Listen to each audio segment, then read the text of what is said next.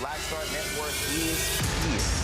Oh, no punches! I'm real revolutionary right now. Support this man, Black Media. He makes sure that our stories are told. Thank you for being the voice of Black America, Roland. Stay black. I love y'all. All momentum we have now, we have to keep this going. The video looks phenomenal. See, there's a difference between Black Star Network and black-owned media and something like CNN. You can't be black-owned media and be scared. It's time to be smart. Bring your eyeballs home. You dig?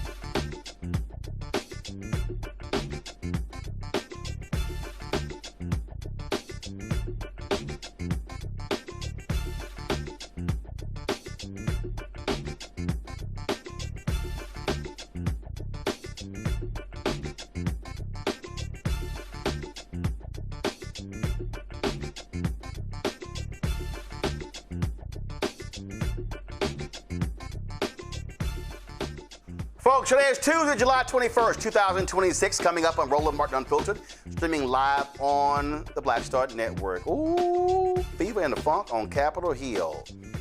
The Republicans had a congressional hearing dealing with the Smithsonian museums.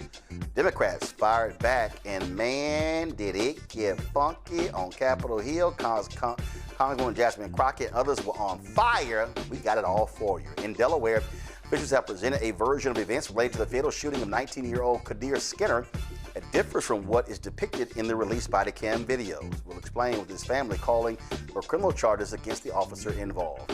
House Democrats have launched the Defend the 14th Amendment Task Force to protect the rights and protections guaranteed under this amendment. New Jersey Congresswoman and co-chair of the task force, Analilia Mejia, will join us on the show. We'll also commemorate the 50th anniversary of the landmark novel Roots, which tells the story of a black family's journey from Africa to slavery in the United States. Members of the author's family will join us for a 3-day commemoration honoring the book's legacy. The 10th annual Power of the Sister Vote poll reveals that black women remain hopeful despite ongoing economic challenges. We'll talk to two folks who were involved in the survey. Plus, in tonight's ShopBlackStarNetwork.com segment, The Look by Joy, the makeup brand that sets the standard for effortless, flawless beauty. Yo, it's time to bring the funk. I'm Roland Martin Unfiltered on the Black Star Network. Let's go. He's got it. Whatever the miss, he's on it. Whatever it is, he's got the scoop, the fact, the find. And when it breaks, he's right on time and it's rolling. Best believe he's knowing.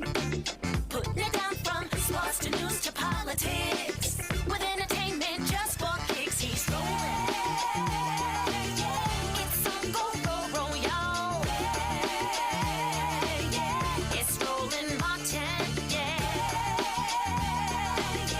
rolling with Roland now. He's funk, he's fresh, he's real, the best, you know he's Roland Martin now.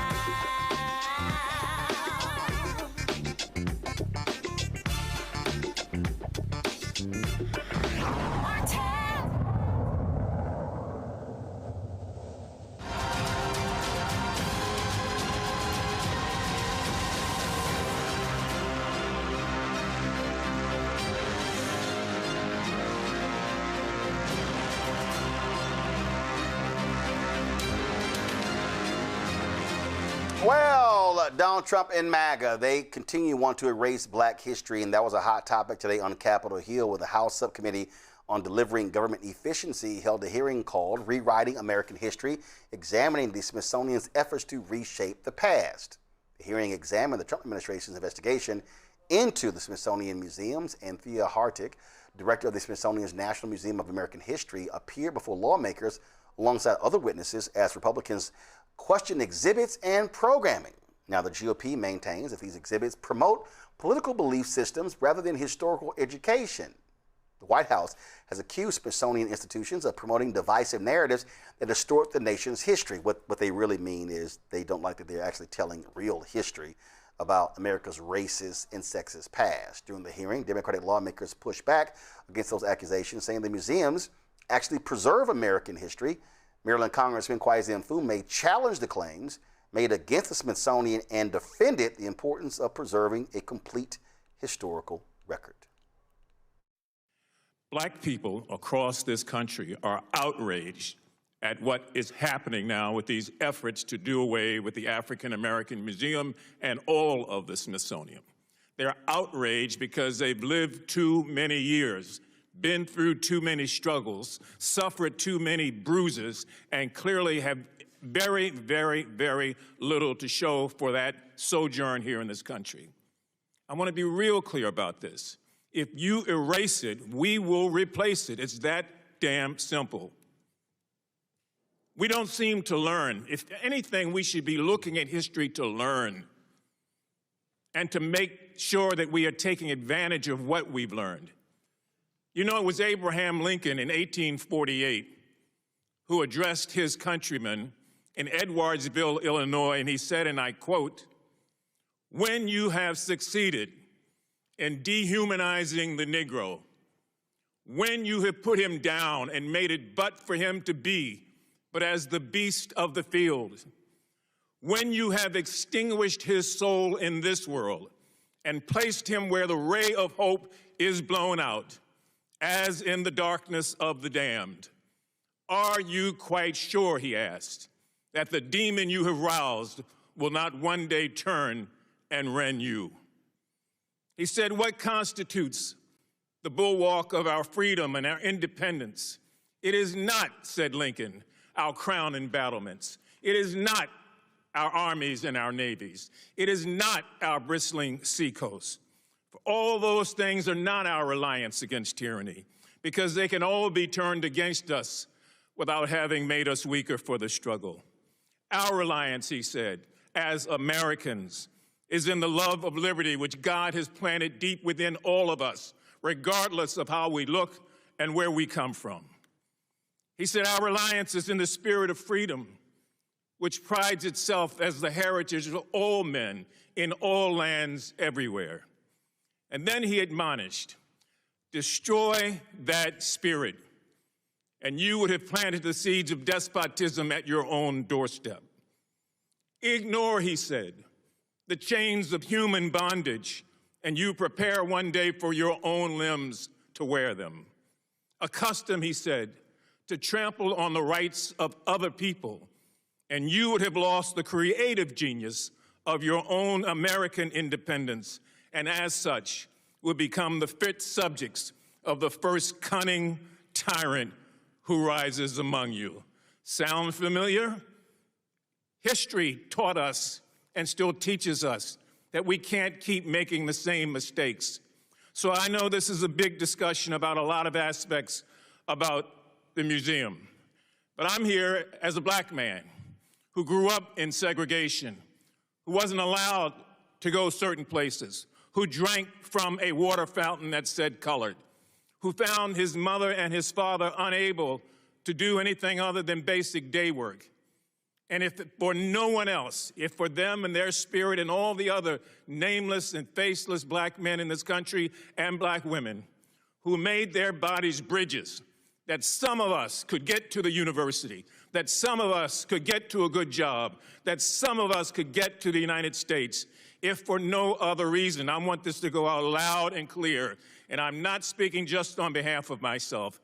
I know that I speak on behalf of so many people who are not here today. We will not let you destroy that museum. No matter how long it takes, how many battles are required, how much effort is needed, we will not allow that to happen unless you find a way to kill all of us and walk over our bodies to change history. That history is too sacred, it is too precious, and it will not be erased. Because, as I said, if you attempt to erase it, we will continue to replace it over and over and over again. Florida Congressman Maxwell Frost also delivered a sharp rebuttal criticizing attempts to politicize museums and historical education. Thank you, Mr. Chair. You know, I gotta say, listening to this hearing, I think many of my colleagues would benefit from actually stepping foot in the Smithsonian institutions, and maybe not just reading talking points from the White House or reading what they're supposed to say. I've been in these museums. I mean, talking about the National Museum of African American History and Culture specifically, it tells the whole story. The ugly and how America and Americans came together to get rid of slavery, to fight Jim Crow. But it tells the whole story. So maybe this committee should do like a field trip and actually go through these institutions to actually see the full story be told, because I would contend that many of my colleagues on the other side of the aisle have never stepped foot in many of these institutions, at least not in a long time. Director Hartig, thank you for being here. Can you please share a little bit about your experience as a historian? Oh, thank you, Mr. Frost. I came to history as an undergraduate. I thought I was going to be an English major, but I took my first history class, and I was rowing crew for UCLA at the time, and I hoisted my 10-speed on my shoulder, and I walked up the stairs to the history department, and I declared that I wanted to be an historian. And since then, as a public servant, and as a public historian, in which we look at archives and material culture and museum work and historic preservation work, I've been completely motivated to figure out how then I can best serve the nation, and being the Elizabeth Macmillan Director of the museum certainly is the highest calling. Yeah, thank you. Mr. Gonzalez, are you a professional historian? Actually, I have been paid by publishers to write history, so I am. Okay, how many exhibits have you curated? Oh, no, I'm not a curator. Okay, how many exhibits have you curated? It's a separate question. I haven't curated any exhibits because I'm not a curator. Dr. Hartig, thank you. You haven't curated any exhibits, thank you. Yeah. Dr. Hartig, is your work partisan? No, sir, our work is not. We don't seek to advance any political agenda. Yes, ma'am. Does the museum take political sides or have a political agenda? No, sir. Does the museum have exhibits that challenge people's views or may make them feel uncomfortable?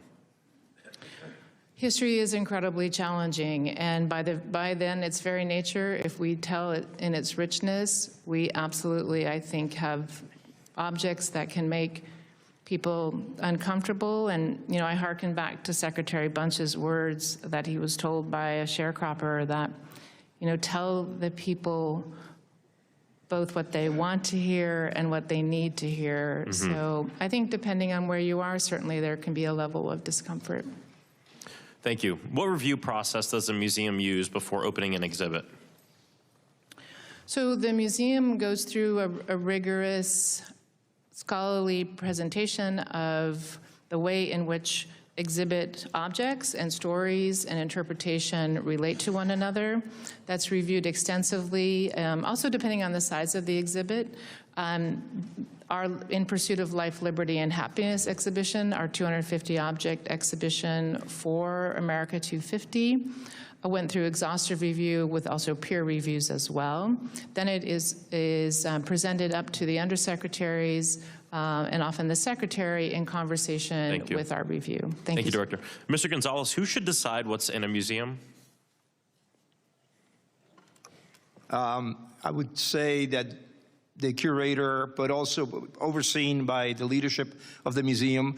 The taxpayer does spend $1.1 billion in the Smithsonian, so the Smithsonian is accountable to the American taxpayer. All right, thank you. I have a yes or no question. Should exhibits capture American history as it happened without bias? Yes. Was slavery a part of American history? Yes. Was Jim Crow a part of American history? Yes. Is it important that museums discuss these topics at length so people understand the gravity? Absolutely yes. Do you believe that American art should be consistent with the Trump administration's cultural and political goals? I have no idea what that is. I cannot comment on that. Do you believe that American art, or do you believe that the Smithsonian's goals should be consistent with the Trump administration's cultural and political goals? I don't know how you define that. I cannot answer it. You seem to have a long-standing personal vendetta against the Smithsonian that started well before the White House report. And I ask you those questions because I'm concerned about censorship. I'm no historian either, just like you. But I know that Nazi Germany weaponized art and museums to demonize certain groups. Dr. Blight, if Congress or the White House starts deciding historical interpretation, how is that different from political censorship? It is political censorship. It is political censorship. Their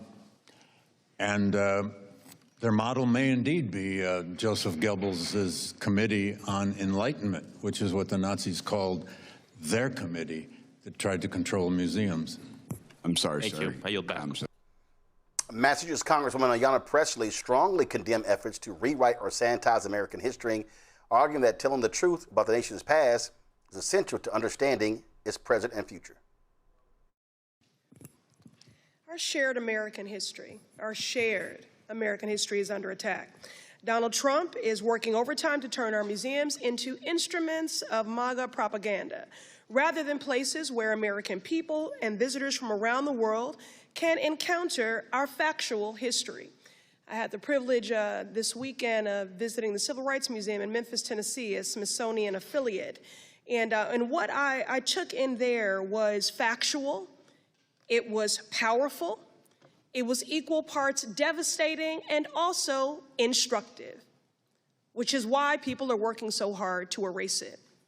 And let me just be clear, try as you might to erase Black history and to erase Black people, you cannot erase us. But I digress. The work of our museums is so very important. Dr. Hardig, that work deserves visibility, gratitude, protection, not vilification and threats.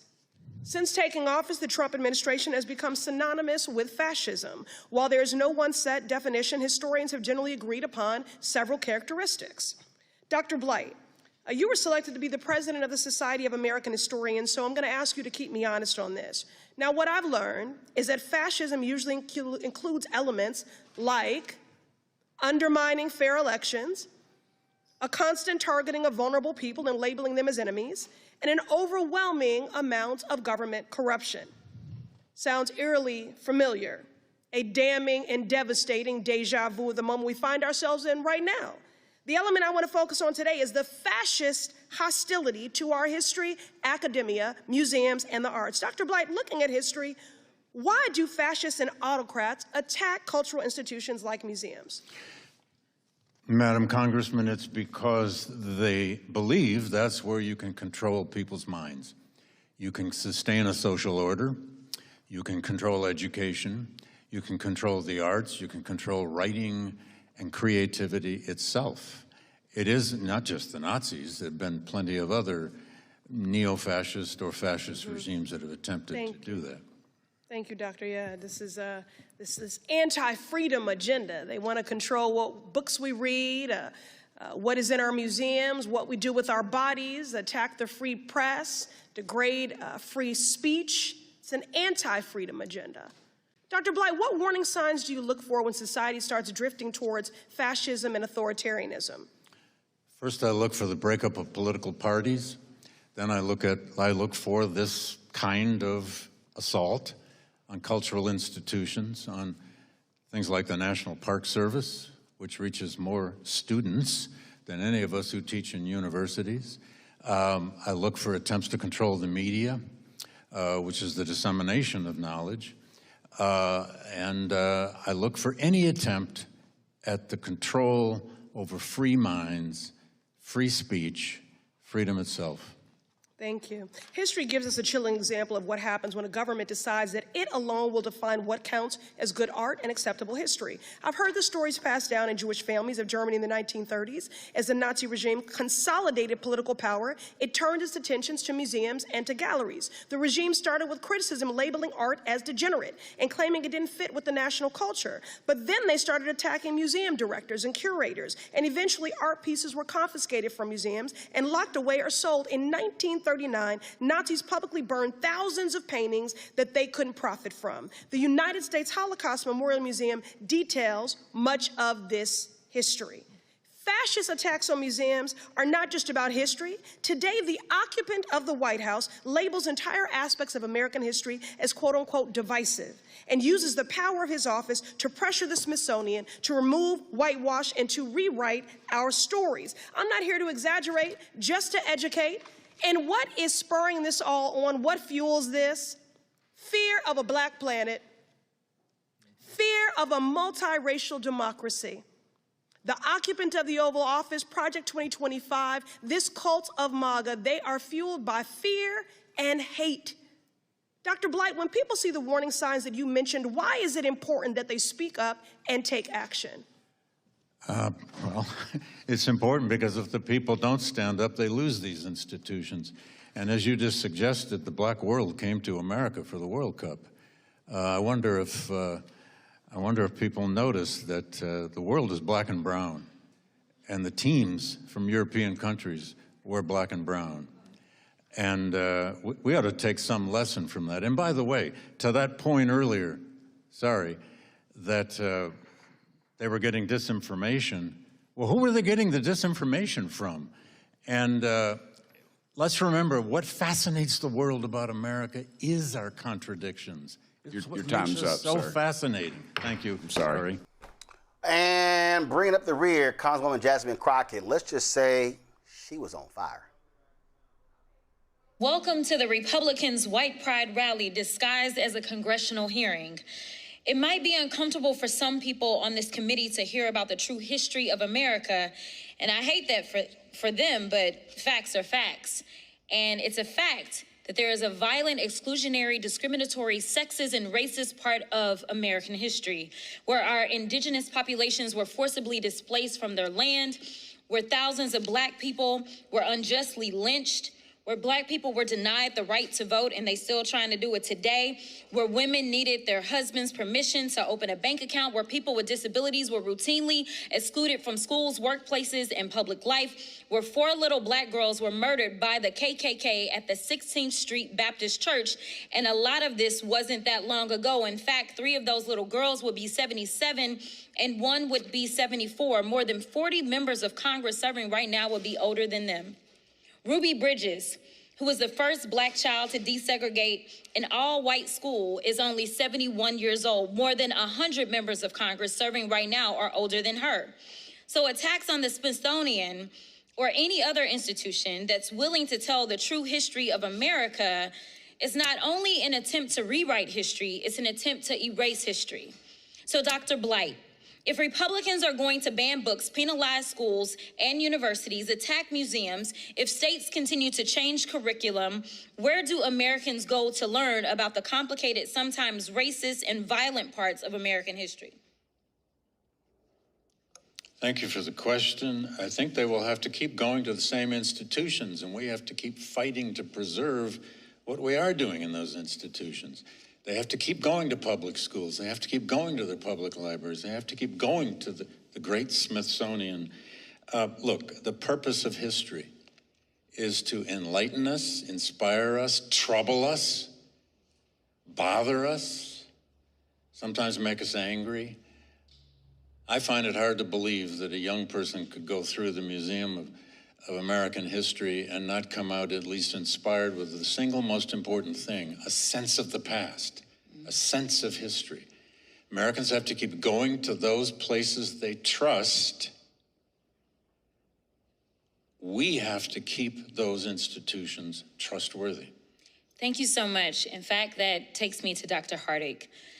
They accuse you and the Smithsonian of sowing division in this country. However, before the White House deleted it, the Departments of Justice and Homeland Security found the biggest domestic threat to the United States is violent white supremacists. So I have a couple of questions for you. First, to the best of your knowledge, has the museum ever been linked to any violent act that has occurred in the United States or against the U.S. government? Thank you, ma'am. Not to the best of my knowledge. I don't think many of these white supremacists can even read, but to the best of your knowledge, can you identify a single artifact in your museum that would divide the country? To the best of my knowledge, ma'am, no. I hope that they unite the country through a shared understanding of our past. Do you think, or do you ask the political affiliation of any of your employees before you hire them? Absolutely not, ma'am. It's against the Hatch Act of 1939. I'm glad that you know the law, but nevertheless. Do you ask if they've donated to political campaigns? Absolutely not, ma'am. It's against the Hatch Act of 1939. We need a briefing in this building, but nevertheless, do you only hire non-white people? No, ma'am. In fact, almost 60% of the Smithsonian's total workforce is men, and more than 50% is white. 90% of Smithsonian employees making senior level pay are white, and 60% of them are men. I don't understand this fetish that these white guys with fragile egos have with trying to feel oppressed. It reminds me of the same people MLK was referring to when he said, quote, they believe that American society is essentially hospitable to fair play and to steady growth towards a middle-class utopia embodying racial harmony, but unfortunately, this is a fantasy of self-deception and comfortable vanity. I want to go back real quick, though, Dr. Blight, because you talked about the World Cup. The World Cup that captured the imaginations of the entire world when they saw all of these people of color that was playing for all these teams. And ultimately, if you recall, the last two teams, it was Argentina and Spain. And it seemed like the vast majority of the world was rooting for Argentina, or actually against Argentina, right? And why was that? Just give me an explanation if you could guess. If you'll just let them finish the answer. Spain had the best team. Maybe that's why they were rooting for them. There's also a racist history that exists as relates to Mr. Byer, Argentina. you're recognized. Thank you. Thank you, Ms. Cross. All right, folks. Yeah, a lot of people were rooting for Spain because of Argentina's racist history. My panel, Dr. Mustafa Santiago Ali, former senior advisor for environmental justice at the EPA, joining us from D.C. Joe Richardson, civil rights attorney out of L.A. Khalil Thompson, executive director of Win with Black Men out of D.C. will be joining us in a bit. Bottom line, Mustafa, is this here. Donald Trump, MAGA, it's my book, White Fear. For them, they don't want the real history being told. They don't want folks to know. They don't want books to be written.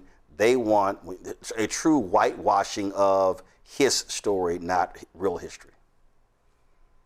I mean, whitewashing is a great way of being able to place it in the proper context.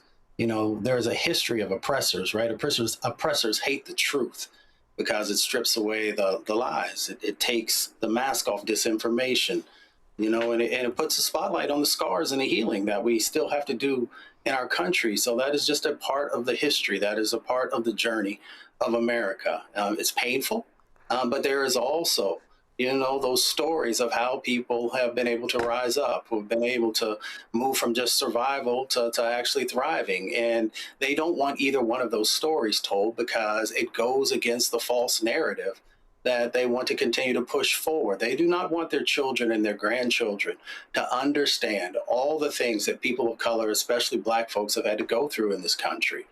Because then there is a questioning of how they have been framing out the sets of policies and actions that they do.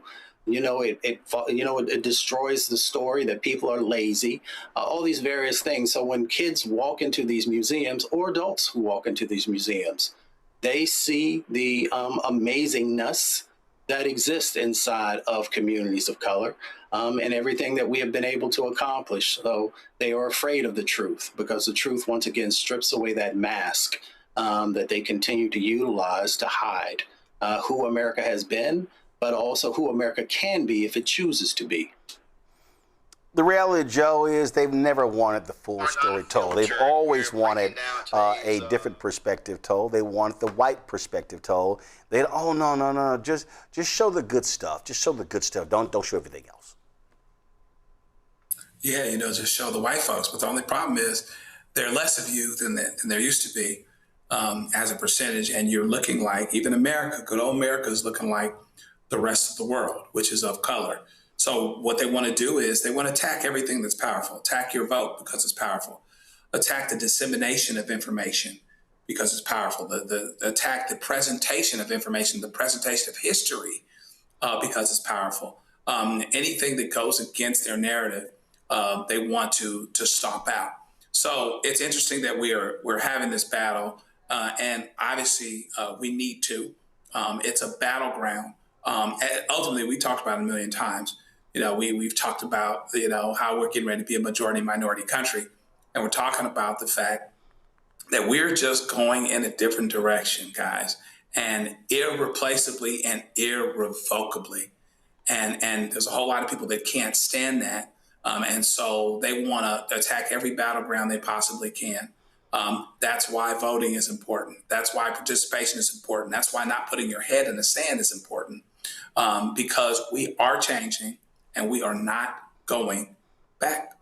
Nope, we're not. Going to a break. We come back. We're going to talk about Roots, of course, which took the nation by storm when the book came out, and, of course, the miniseries on ABC. What is the Alice Haley family doing to continue that focus and the legacy? That's next. You're watching Roland Martin Unfiltered on the Black Star Network. All right, folks, let me tell you about Chapter. Now, if you're on Medicare or about to be, the system is not set up to work for you. Too much fine print, too many plans, and too many people making money off of your confusion. And look, we're used to this. We're no strangers to systems that don't have our best interests at heart. But we don't have to accept it when it comes to Medicare. That's why I'm telling you about Chapter. Their advisors are independent and honest. In fact, they're the only Medicare advisors that compare every plan nationwide. And they're focused on one thing: what works for you. If there's a better plan out there, they'll find it. If you're already in the right one, they'll tell you that too. There are no games. Just last year, people who switched with Chapter saved an average of $1,100. It's 20 minutes and a real person. It's completely free. My parents actually have already called. My mom sent me a text. Folks, give Chapter a call at 724-264-8281, 724-264-8281, and connect with someone you can trust. Folks, these are the kind of services that we need for our audience here at Roland Martin Unfiltered and the Black Star Network. So call Chapter right now, 724-264-8281. Hey, what's up? Geek Tony in the place to be. Got kicked out your mama's university, creator and executive producer of Fat Tuesdays, an air hip-hop comedy. But right now, I'm rolling with Roland Martin, unfiltered, uncut, unplugged, and undamn believable. You hear me?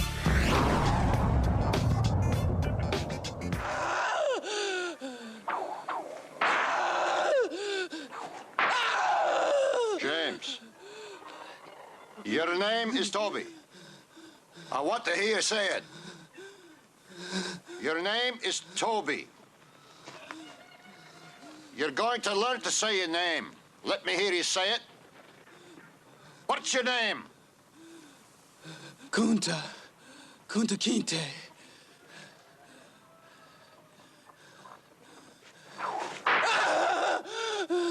When the master gives you something, you take it. He gave you a name. It's a nice name. It's Toby. And it's going to be yours till the day you die. Now, I know you understand me, and I want to hear it. Again!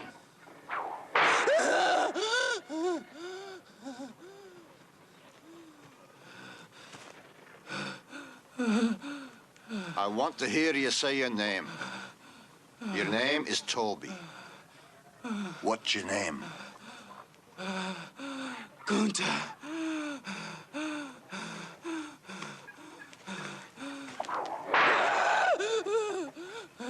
Lord God, help that boy. They're gonna whip him dead. What's your name? Say it. Toby. Who are you? Say your name.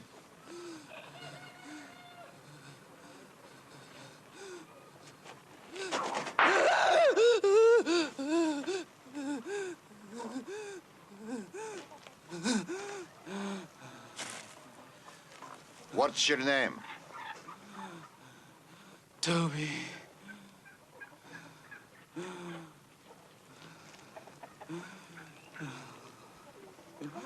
Hi. Say it again. Say it louder so they all can hear you. What's your name?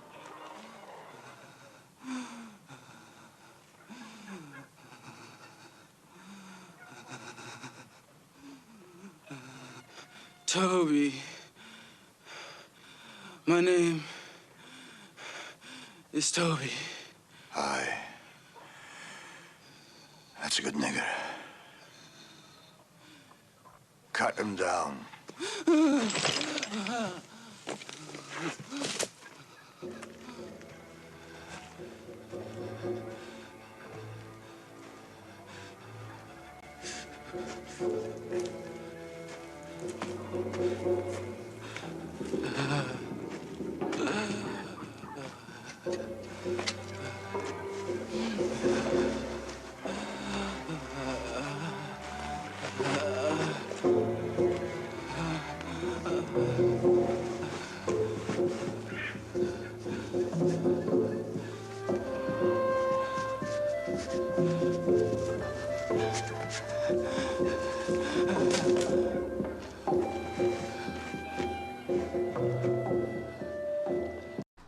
In 1977, America literally was at a standstill when Roots debuted on ABC.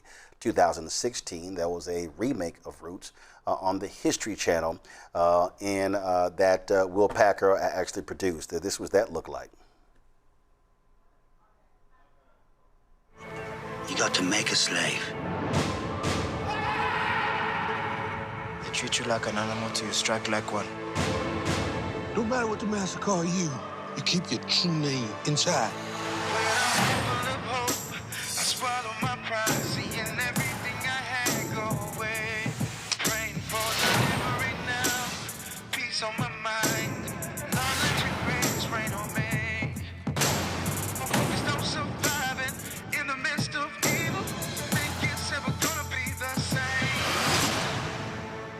They can put the chains on your body. Never let them put the chains on your mind. You here to keep this family going, to survive. No, I wasn't born in pain. You ain't never seen a fighter like me before.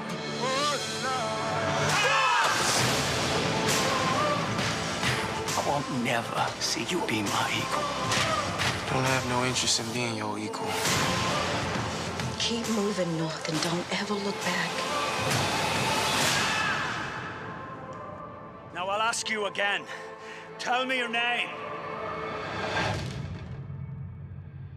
I'm Kunta Kinte. The novel, the landmark novel, debuted 50 years ago, tracing a black family's journey from the African continent to slavery in the United States and eventually to freedom. Of course, again, it was a blockbuster miniseries that has gone down in history. Next month, Haley's family has convened a 3-day event commemorating the book's legacy and impact and the ongoing fights across the country for black history to be protected and told truthfully. Joining me now about exploring Kunta Roots' 50th commemorative experience are Nikki Brooks, the event's creative director and curator, and Bill Haley, co-founder of the Inherited Roots Project. Glad to have both of you here. Bill, I'll start with you first and foremost. Why do this? I mean, Roots is locked in terms of American history, in terms of its impact, how many copies that book sold, and the documentary, and even when people have tried to attack the book, they've thrown plagiarism, this was taken. For the public, it doesn't matter. It really completely reshaped the minds and hearts of so many people, especially African Americans, when the book came out and then when the miniseries dropped.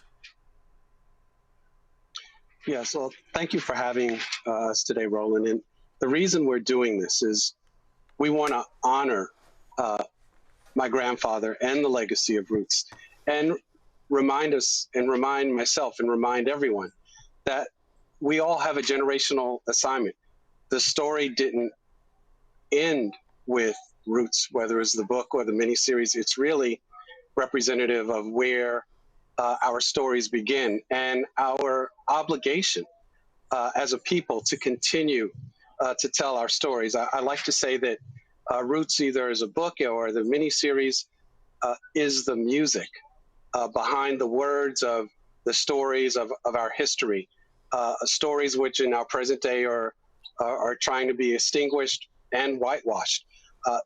So it's important for us individually, as families, and as groups, to continue to push forward our own individual family histories and legacies. So I know my history. I know of my ancestor Kunta Kinte because he told up to my grandfather 7 generations of descendants that he existed, that he lived, and what his life was. And it's a reminder, one, not only to honor my grandfather, but to say that we can't stop. We have to continue to tell the story. So and even though we're sitting in the 21st century and we can look at our DNA and we can find out so much about our histories, the music of who we are still is in the stories, the oral history, those things that we hear about our families. And so it's a combination of what we have in technology, but it's also necessary for us to remember to always go back and do it old school, talk to the elders in our family, talk to our grandparents, those aunts, those uncles, all those old folks, because when those stories disappear, the music of our family disappears if we don't know what it is. So it's a reminder for us to continue on. That's why, as a 9th generation descendant of Kunta Kinte, I have an obligation not only to take my family story that I learned and pass that on to my daughters, who are the 10th generation descendants, and they in turn will pass it on to their daughters, 11th, 12th, and so on and so forth. This book spent 22 weeks at #1 on the New York Times bestseller list. And again, for folk who were not born, so you talk about 1976, at that time, I was 8 years old, so I definitely remember the book as well as the miniseries. People who were not born, I don't think they really understand how this book grabbed the consciousness of America, black and white. That's absolutely true. You were 8, Roland. I was 12. So we've come a long way. One of the things I will say, I talk to a lot of younger people these days, and they may not know, just off the cuff, if I say Alex Haley, they might not know exactly who Alex Haley is. But if I say Kunta Kinte, they understand and they remember and they know who Kunta Kinte is. And so then I'm able to say, well, you know about Kunta Kinte because of Alex Haley. And then I start to tell them, about the sort of history. So if they've ever heard of Roots, if they ever watched the 2016 version, or maybe their parents had watched the version from 1977, or they've ever laid eyes on the book, I begin to tell them that the reason why Roots, or the way that we know and learn about our people, is so pervasive is because it all started with this book. So the pride that we feel in who we are, in knowing that we had ancestors of African descent, and that we didn't start on a plantation somewhere, and that we didn't start in the hold of a slave ship. Our ancestors had full lives rich with history. And so I take them back there to have them understand that Roots is a place that sort of ignited everything. It's where it all started for us in this country. Nikki, a couple of weeks ago, around July 4th, Donald Trump had his big old nonsensical, self-indulgent birthday party that was dressed up as a celebration of America's 250th anniversary. And the reality is, they really don't want to talk about the devastating impact of the institution of slavery and its after effects. And so with this coming in the same year, how do you hope folks are going to embrace this 3-day event? You said how or why do I hope? Both. Okay, so I feel like because our history is tethered to the current events of today. And I think it's vitally important to deal with history in that way. And when there is this administration trying to bury the history of our people and push us out of classrooms, because I'm also a teacher, off the shelves, as an artist, I don't want to just defend our Black history in the abstract. I want us to stand on actual ground. And so that is one of the prominent reasons that I wanted to curate this experience. And also, I have gotten a lot of, when I'm discussing this tour, a lot of people don't realize that Kunta Kinte's bones rest and reside in Spotsylvania County, not too far from where I am, but that is also where I was raised, and that is where I learned as a little girl, because in 1976 I was 1, but often they would show the series on, I think, ABC, and the way that I was introduced to Kunta Kinte was through my mother.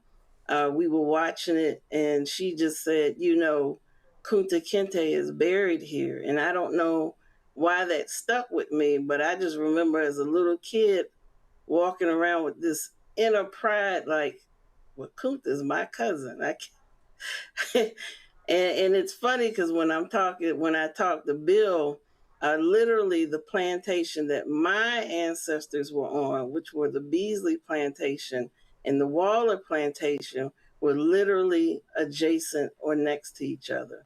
So I feel like it's important that people come out of the abstract and come in the actual space where these stories occur.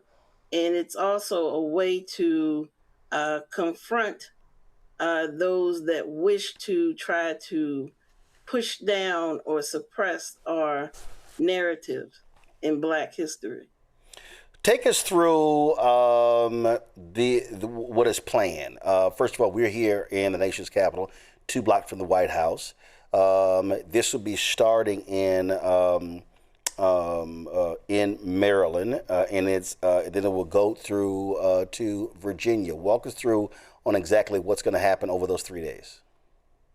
So day 1 is the beginning day at the water, where we'll begin with libation ceremonies.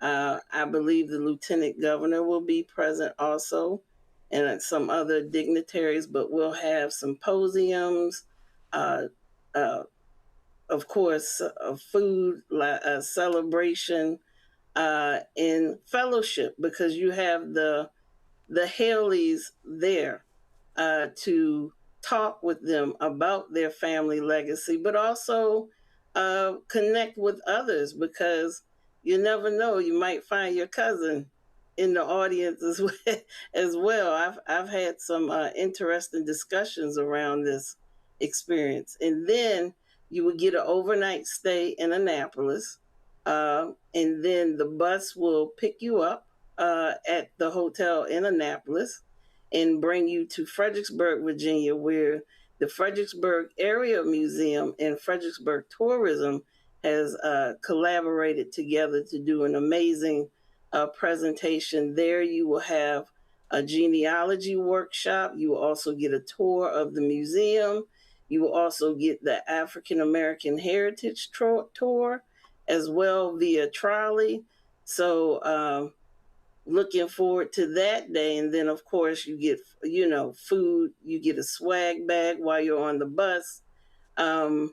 And there's also a visual, because I am an artist, I also wanted to put another artistic element to this tour, which is a surprise. I've collaborated with artist Anike Robinson. She's the daughter of Randall Robinson, and we've put together a digital piece. So after that immersive day in Fredericksburg, the bus will then pick you up and carry you, and you'll get your own overnight stay in Fredericksburg. The bus will pick you up from the hotel downtown Fredericksburg and then bring you into, on Sunday, Spotsylvania County, the resting place of Kunta Kinte, where you will be taken to John J. Wright Cultural and Educational Museum / Center, and they will have a host of symposiums. I believe one of our longtime historians, which I'm excited about, Mrs. Cleo Coleman, who was also my Sunday school teacher, but she's a prominent historian in the area, will be there. There is supposed to be a proclamation by the superintendent of Spotsylvania County there, which is, to me, in my mind, very historic. And there will be something called Joy Fest, which I'm very excited about. We have a slew of musicians ready, to include Luther Barnes, who will be present to do the musical hour to carry us out. And there will be an amazing dance performance led by David Stewart III. Will there be anything, Bill, will there be anything that connects Kunta Kinte's village in Gambia? This was a story from April 14th, 1977 in the New York Times, where they talked about Kunta Kinte's village there in Gambia. So will there be anything that connects what happens here and the motherland? Well, yes, this Roots 50th experience is really the beginning of the way that we're going to celebrate Roots. I mean, Annapolis is important, obviously, because that is the first place that Kunta stepped ground on U.S. soil. Now, we will in Annapolis at the during at the museum, we'll have some artifacts and things that relate to my grandfather's travel to Juffure and the Gambia, but also we are connecting back to Gambia specifically, really through my foundation, which I'm co-founder of. It's called Inherited Roots, and we literally are working with the Gambian government, tying Annapolis. We want to tie Annapolis back to the Gambia and bring the diaspora back to celebrate the heritage and history of the place the Kunta Kinte came from. And essentially, we are working to do several things. One is to reinvigorate the International Roots Festival, which had been going on for several years in Gambia, and the government is very eager to reignite that, and we are working in partnership with them to do just that as well. We are also bringing back some of my grandfather's desires for the Gambia, and that is to support and assist the country, and we are working on some sustainable housing issues there as well. And my partner and co-founder, Malik Manga, whose father, Ibu Manga, was actually the African that was responsible for helping us get connected back to the Gambia and Juffure specifically, in him being able to translate the Mandinkan words. We have formed, as I said, our Inherited Roots Foundation, and we are actually working on another phase of building what we would call an Inherited Roots House, which is a place where we're telling the story that links the Gambia and Annapolis in the U.S. together. So we're looking to build a stronger connection between the city and in the Gambia. And so we're going to, that's where we're sort of launching that part of the element in Annapolis. In this tour, the experience with Kunta is a beginning reflection of that. And we have many more things we'll be doing throughout the year and then the following year in 2027, which is the 50th anniversary of the miniseries. Questions from the panel. I'll first start with Joe. Congratulations, and appreciate the work that you're doing and then carry on this very, very important legacy. Have you thought about the special place that you stand in right now, given all of the things that are going on around us? It seems like both a challenge and an opportunity. Everything that we're facing and everything that we're looking at, where literally certain folks are really trying to turn the clock back. Clearly, it would seem to make what you're doing all the more important. Have you really reflected on the idea that maybe this is landing at a crucial moment that's maybe crucial in some ways you didn't want it to be because of what we seem to be losing or people trying to take away, but crucial nonetheless? You think about that at all? Yes, absolutely. I will say to you that I was always cognizant of this being the 50th anniversary of Roots. And I will tell you, I think I said earlier that this is a generational assignment. And this is so important to me that I will say in my previous civilian life, I was happily working for Disney and making other people's dreams come true.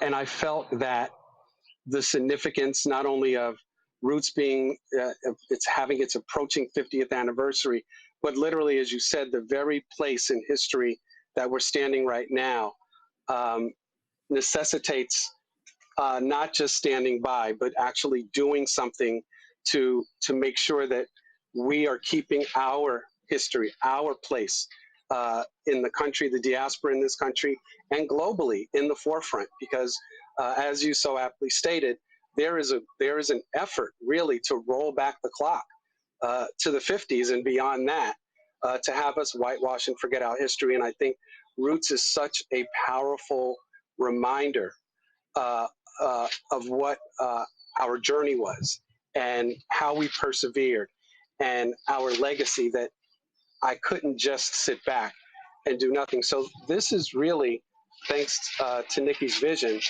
this is really the beginning of an ongoing celebration, not only of Roots' legacy, but our legacy as a people, as a diaspora, to make sure that we don't forget, because we actually have our own responsibilities to hold and be custodians of our history, because we've seen for the first time in decades that we cannot depend on our governmental institutions to be the custodians of our history. So in some way, it's just me doing my small part to make sure that our journey and our history continues.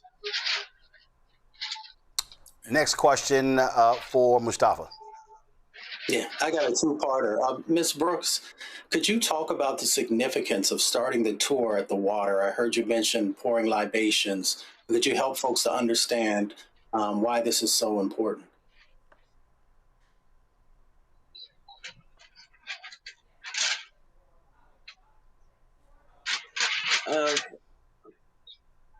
Of the spirit of Kunta. I mean, I read the book for a second time recently, and I feel it's important to bless the land where he entered, and just acknowledge his presence in space, but also acknowledge those other bodies that came off of that ship with him.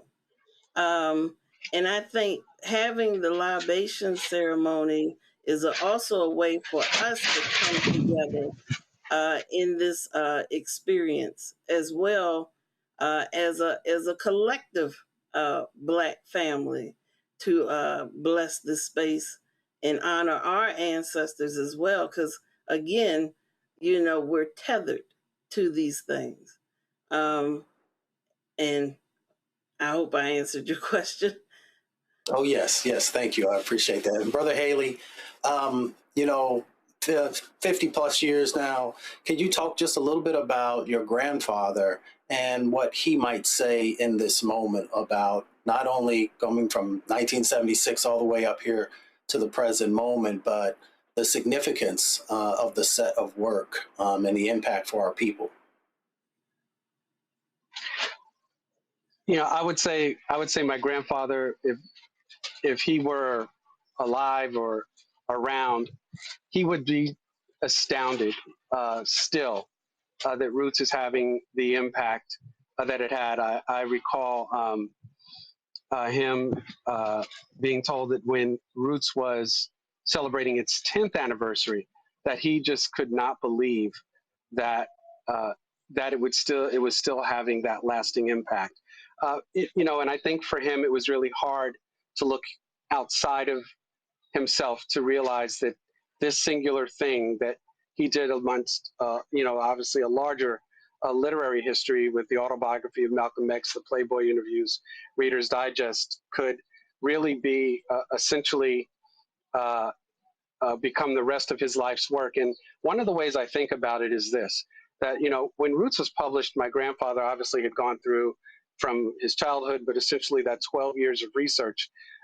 You know, it's astounding to me when I think of how much he crammed into his life, because he lived for literally another 15 years from the time Roots was published before his untimely death at 70. And when I look at the breadth of his work, his contribution, the many places he went, you know, it just blows my mind, because I didn't think that it would be possible for a human being to cram so much into their lives in such a short period of time.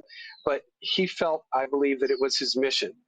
You know, he wanted to be a writer and continue to write, but I think he realized at the end of the day that, you know, that talking about Roots and its history and the impact and the meaning that it had on so many people was what the rest of his life's calling was. And I will tell you that literally at the time of his death, he literally was booked to speak, you know, 2 years forward, and he spoke and he traveled about 255 days out of the year. So I think that he wanted to do the one simple thing. I think I mentioned at the very beginning. He wanted people to continue to have those conversations about their family history and their heritage, and to make sure that they learned what they could about her, or as I've said, the music of who they were, from the elder folks and the older folks in their generation, because he always said when an older person passed away, it was as if the library had burned down. So I think that was really what he wanted to do, not just for descendants of African ancestry, but for everybody, but particularly for us. He wanted to make sure that we would continue to preserve our history and to know and celebrate who we were as people. Khalil. Yes, sir. Khalil, Khalil, go ahead. Now you're at. As I'm sitting here reflecting on this, I am trying to make sure how do we juxtapose this historic moment to what we saw on the U.S. Senate today, where they were discussing the history of the Smithsonian and removing what they described as woke artifacts and culture. To you both, how do we make sure this narrative, A, doesn't get lost, and B, especially as we engage young Black men, making sure they understand that this history is not some far begotten black and white era, that we need to make sure we don't return to these days. And so a part of this commemoration, how are you making sure you're instilling some of the education and the history of this to younger generations so they can be here 50 years from now? As a art educator myself, and this is like my 25th year teaching the younger generation. I believe it is important to put your body into it. Now it has to go beyond the visibility of reading.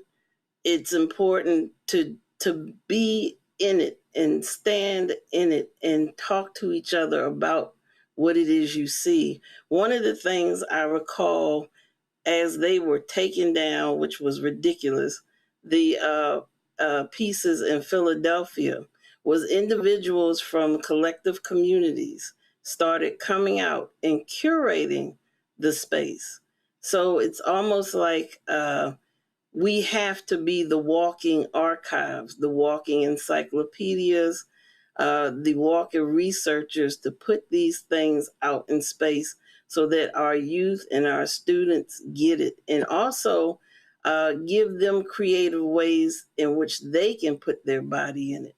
So as an educator, that's what's powerful for me.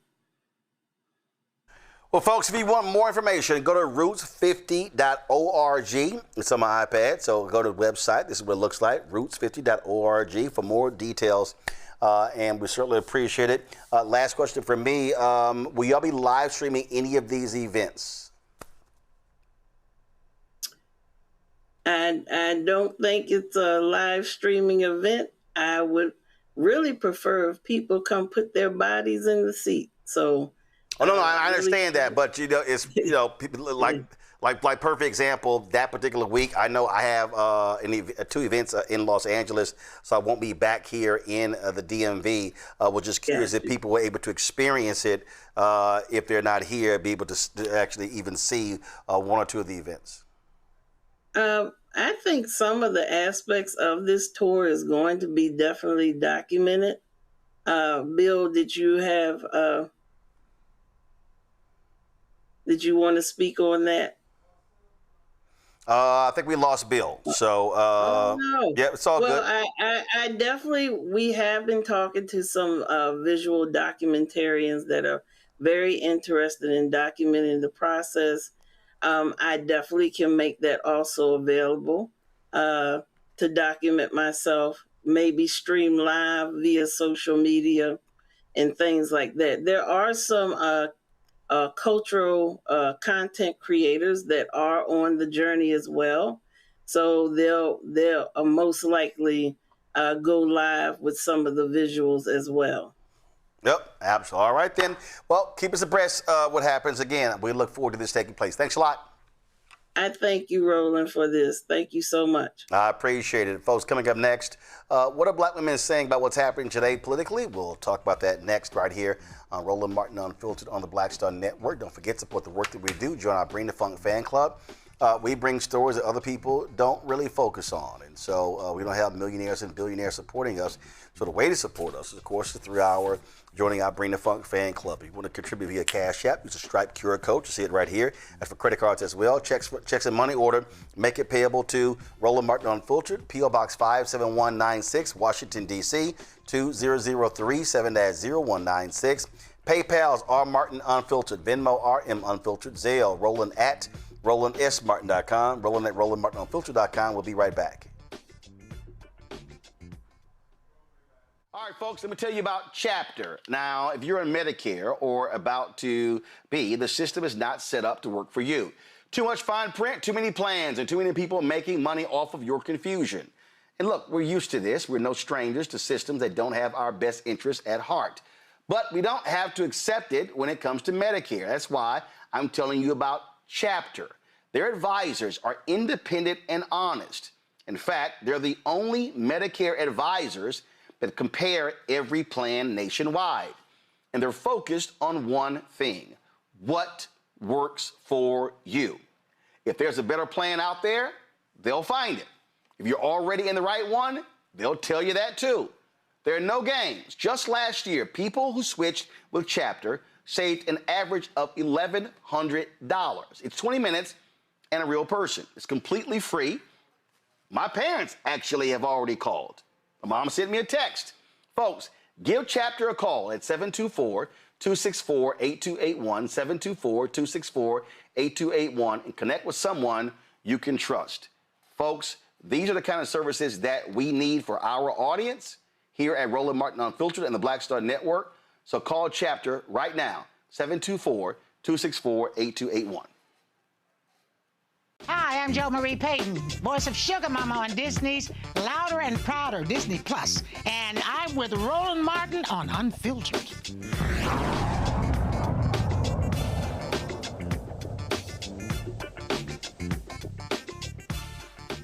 Donald Trump's Department of Justice finds the University of California, San Diego School of Medicine is discriminating against applicants based on race. Following a 4-month investigation, the DOJ ruled the medical school gave preferential treatment to Black and Hispanic applicants during the admissions process. The department says those practices violate Title IX of the Civil Rights Act of 1964, as well as the U.S. Supreme Court's 2023 decision in Students for Fair Admissions versus Harvard, which ended the use of race-conscious admissions in higher education. UC San Diego defended its admissions process, saying every applicant to its Doctor of Medicine program is held to the same rigorous academic standards and that admissions decisions are made fairly. But Assistant Attorney General Harmeet Dillon disagreed, alleging the school used what she called a shadow admissions process that relied on race instead of traditional academic measures like GPA and MCAT scores.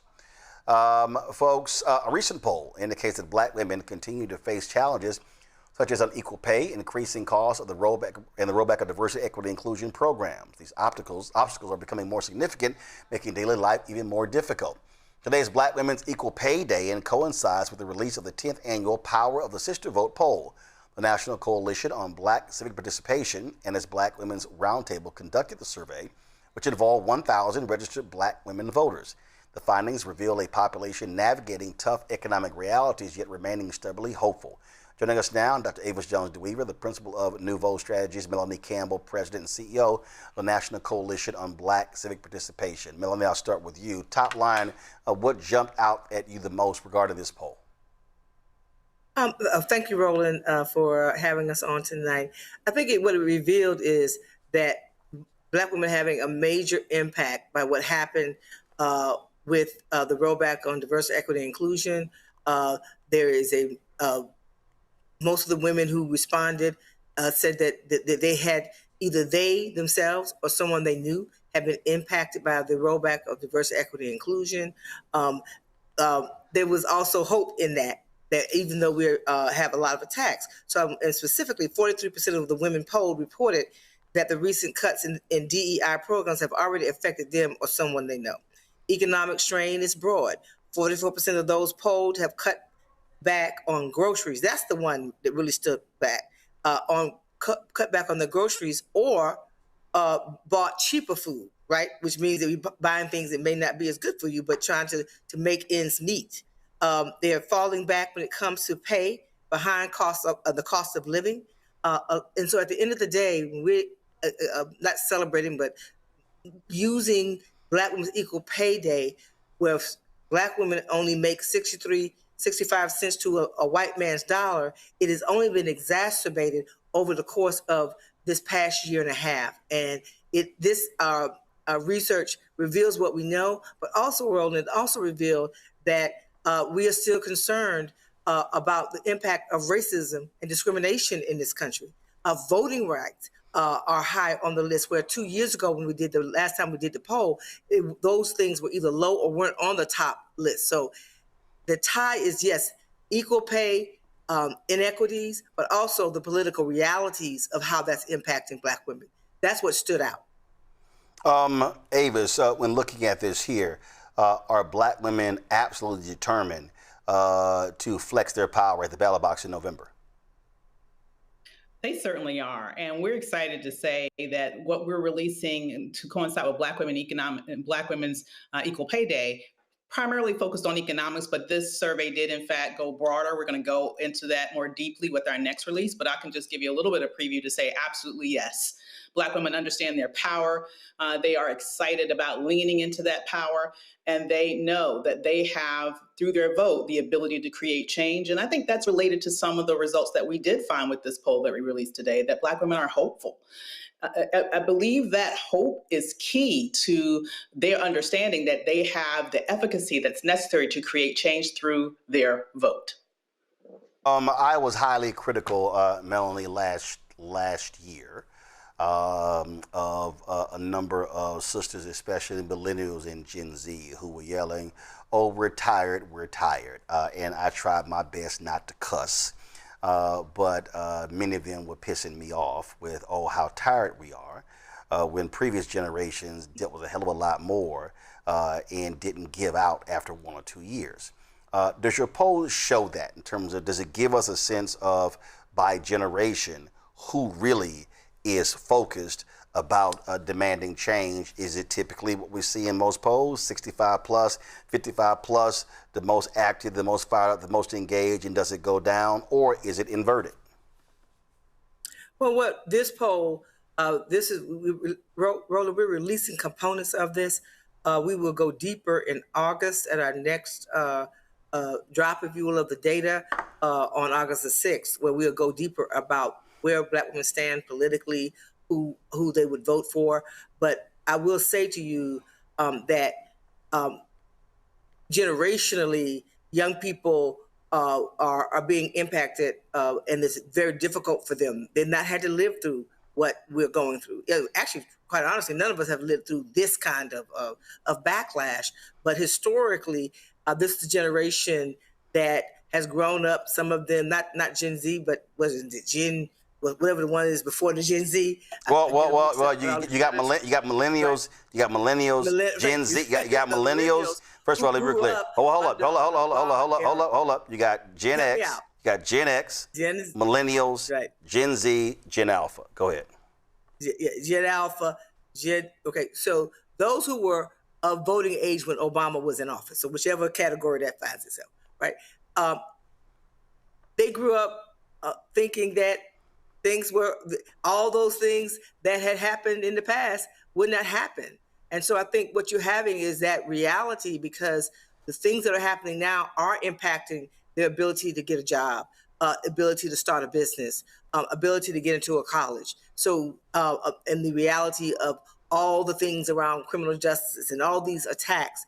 One of the things I can say that makes me hopeful, even beyond this poll, is the work, Roland, when we were in Montgomery with All Roads Lead to the South and in Selma, and then being in what's happening in Tennessee and in South Carolina and Georgia over the last few months with the voting rights fight. Because the voting rights piece, like I said, in the poll, it's in the 90%. It was not 2 years ago. It was not across generations, quite frankly. So I think this generation that is coming up now, they're facing their own Bull Connor in a way with this administration. And so the fact that they're willing to fight, I think is what we're going to build on. Because one of the things we do with this poll is not just to release, we're not trying to just release data, we're trying to give information so we can use that for the organizing that we must do, to help develop the messaging that we must do. And so one of the things that's really exciting, I know we don't have all the time in the world, but I'd love to get with you and share, Avis and I, and share with you all the even more deeper details of this poll, because it even goes into Black and how not just breaking up Black, Caribbean, African, and the like. So not just generationally, but also the ethnicity of the Black diaspora. And that's very, very important.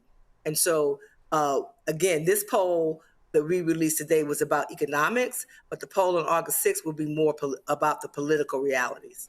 The reason I asked that question, because frankly, and this is not, people like, oh, you're picking on, no, it's not picking on anybody. It's also just being honest. And the thing for me is that I think last year was a wake-up call to a whole bunch of people that when you sit out of electoral politics, then your economics will be impacted. Food prices will be impacted. You look at the war, you look at gas prices. And so it's the idea, Avis, by having this data is to take it and then have sessions and teach people on connecting the dots to say, listen, if you sit out of an election, if you do not maximize your power, then every facet of your life is going to be impacted. So as a result of Harris losing and Trump winning, you get the Republicans having the House and the Senate and the White House. The attack on DEI, from that impacts government, that impacts corporate America. Every nonprofit, non-governmental entities, the entire downflow of this has been an absolute attack on Black America. And a lot of people were not paying attention to Project 2025 and understanding that it was vertical, it was horizontal, and it was absolutely targeted at Black people. You exactly right, Roland. We were at the bullseye of their target. But I am happy to say, in terms of this poll, we did look at this generationally. We looked at it from Gen Z all the way up to the silent generation. And I would have to say, I was pleasantly surprised with the degree to which Gen Z and millennials were extremely in tune to what was going on. As I alluded to before, out of all of the different groups in terms of generational stratifications, Gen Zs were actually the most hopeful, even more hopeful than baby boomers or Gen Xs or anyone about the future. And to me, that hopefulness comes from efficacy, comes from the belief that we can create what should be.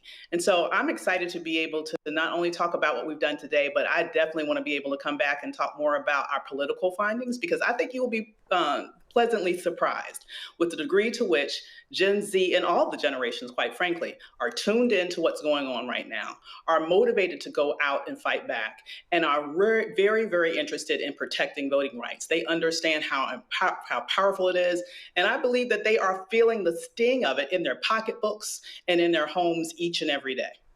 Questions from the panel. Khalil, you first. So we know there's a disconnect sometimes between our brothers and our sisters, not necessarily in terms of how they vote, but you sisters do it great.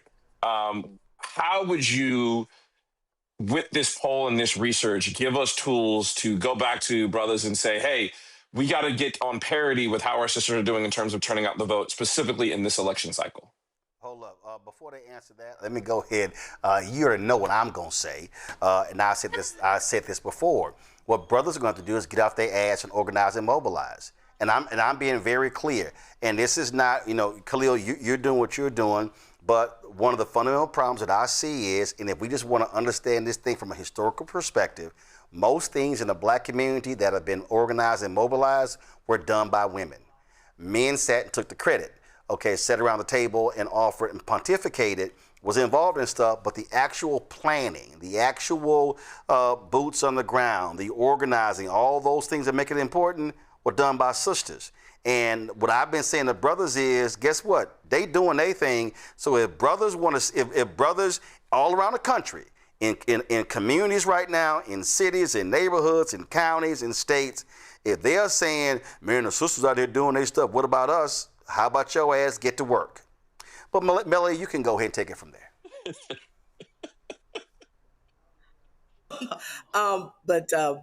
I think one of the things that I would say the brothers should do, just like we're doing with the Black Women's Roundtable, get your poll done, get the data done. We actually, there's data that also that we helped co-commission with Hit Strategies. So there's information actually out there, and use it and test it out, because it's going to be important that we tune into where our people are, what is driving them. So if we looked at old information, we would be off message. It is about making sure that you bring the information and you test it out and find out what's important.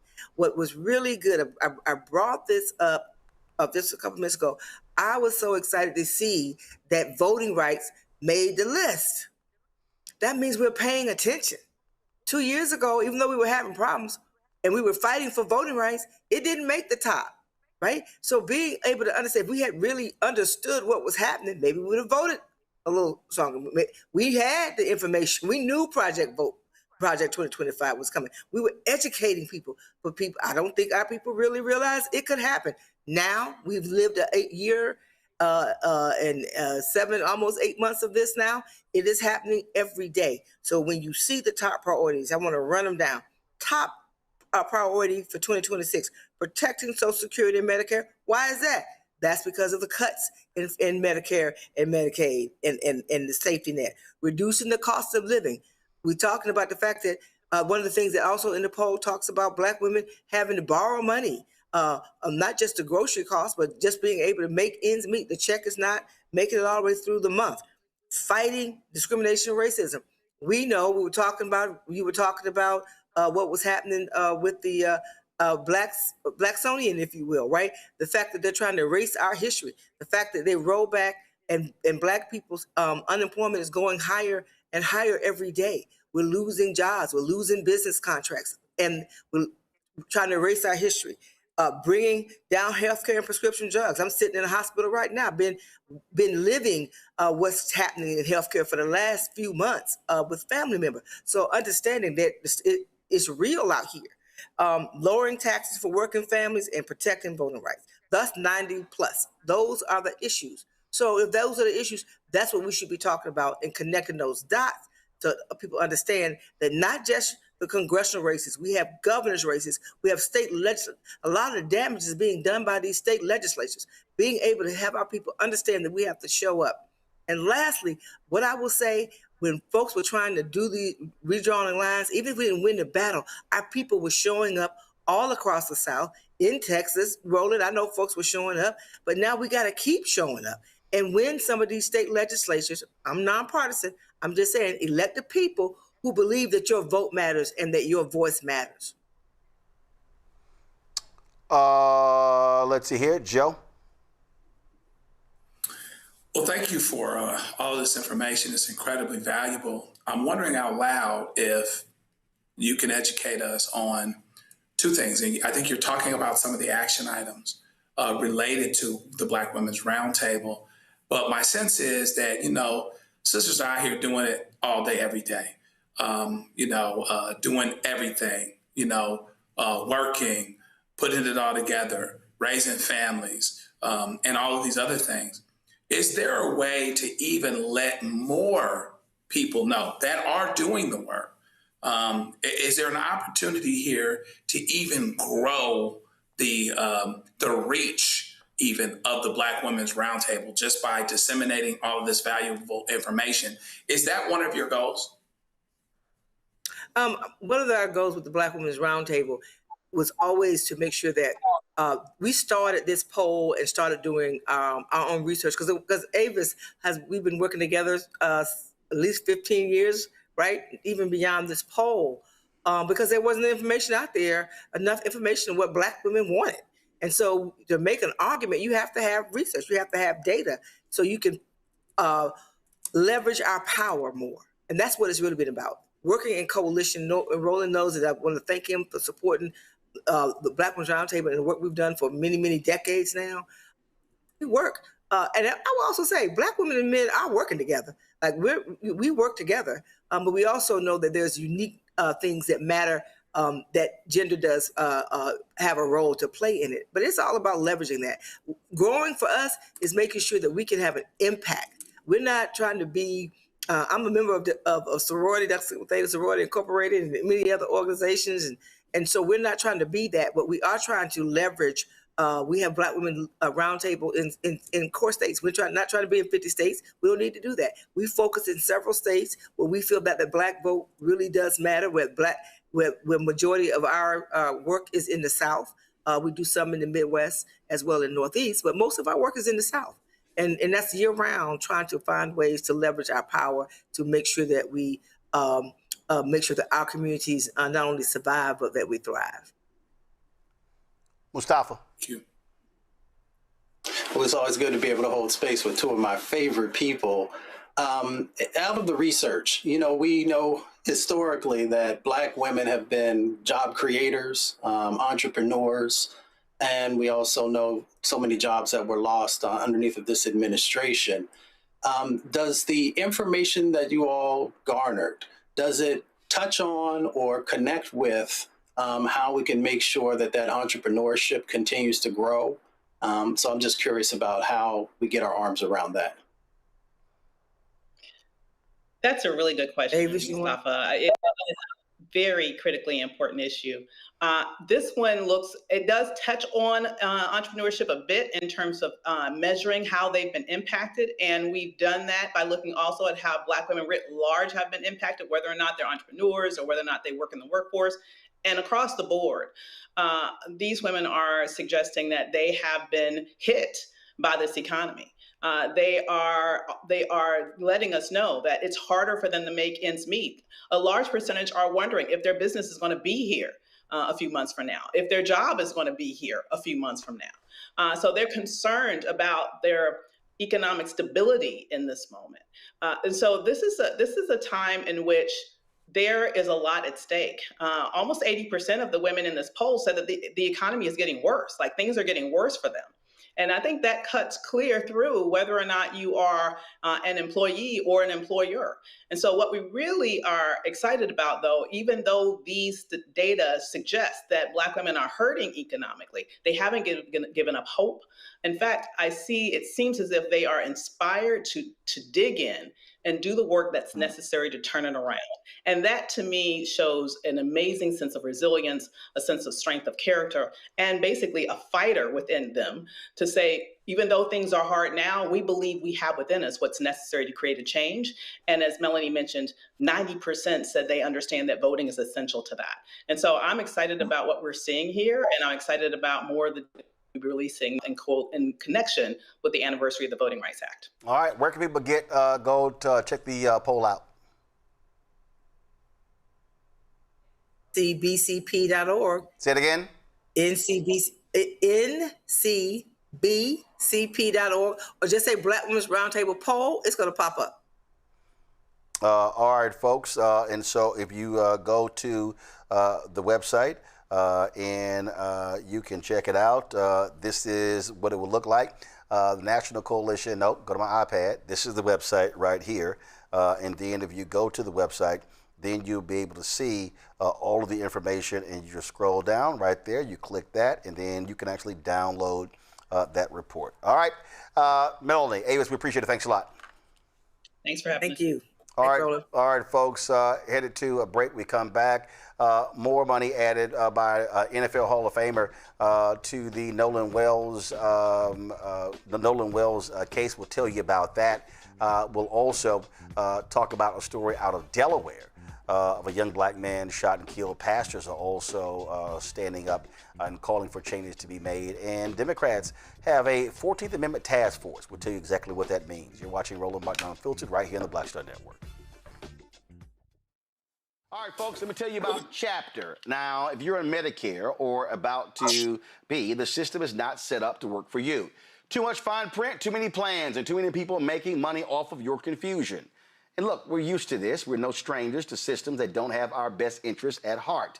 But we don't have to accept it when it comes to Medicare. That's why I'm telling you about Chapter. Their advisors are independent and honest. In fact, they're the only Medicare advisors that compare every plan nationwide.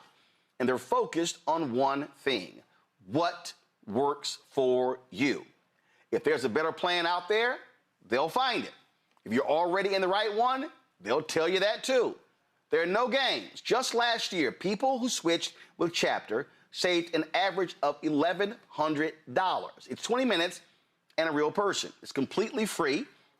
My parents actually have already called. My mom sent me a text. Folks, give Chapter a call at 724-264-8281, 724-264-8281, and connect with someone you can trust. Folks, these are the kind of services that we need for our audience here at Roland Martin Unfiltered and the Black Star Network. So call Chapter right now, 724-264-8281. With medicine and science under attack, I want to keep you and your family informed and healthy.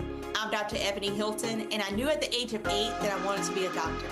So I studied hard and became the first African-American female anesthesiologist hired at the Medical University of South Carolina since its opening in 1824. And I always say I was made into a doctor, but I was born to be a mom. And as a new mom, wife, sister, daughter, and friend, I understand how frightening a medical crisis can be. I care for individuals on some of the worst days of their lives, and it's my mission to provide you with a safe space to gain clarity on issues affecting your mind, body, and soul. I recognize that there are health disparities, particularly as it pertains to race, and I want to help bridge the gap between you and your healthcare providers. Join me every Thursday for Second Opinion on the Black Star Network, where each week I'll invite experts from various medical fields to share the latest health news. We'll discuss topics such as the vaccine debate, mental and sexual health, medical bias, infertility, menopause, andropause, nutrition, and aging. Together with my medical colleagues, we aim to provide you with a second opinion. Don't miss it, Thursdays only on the Black Star Network. Hello, we're the Critter Fixers. I'm Dr. Bernard Hodges. And I'm Dr. Terrence Ferguson. And you're tuned in to Roland Martin Unfiltered.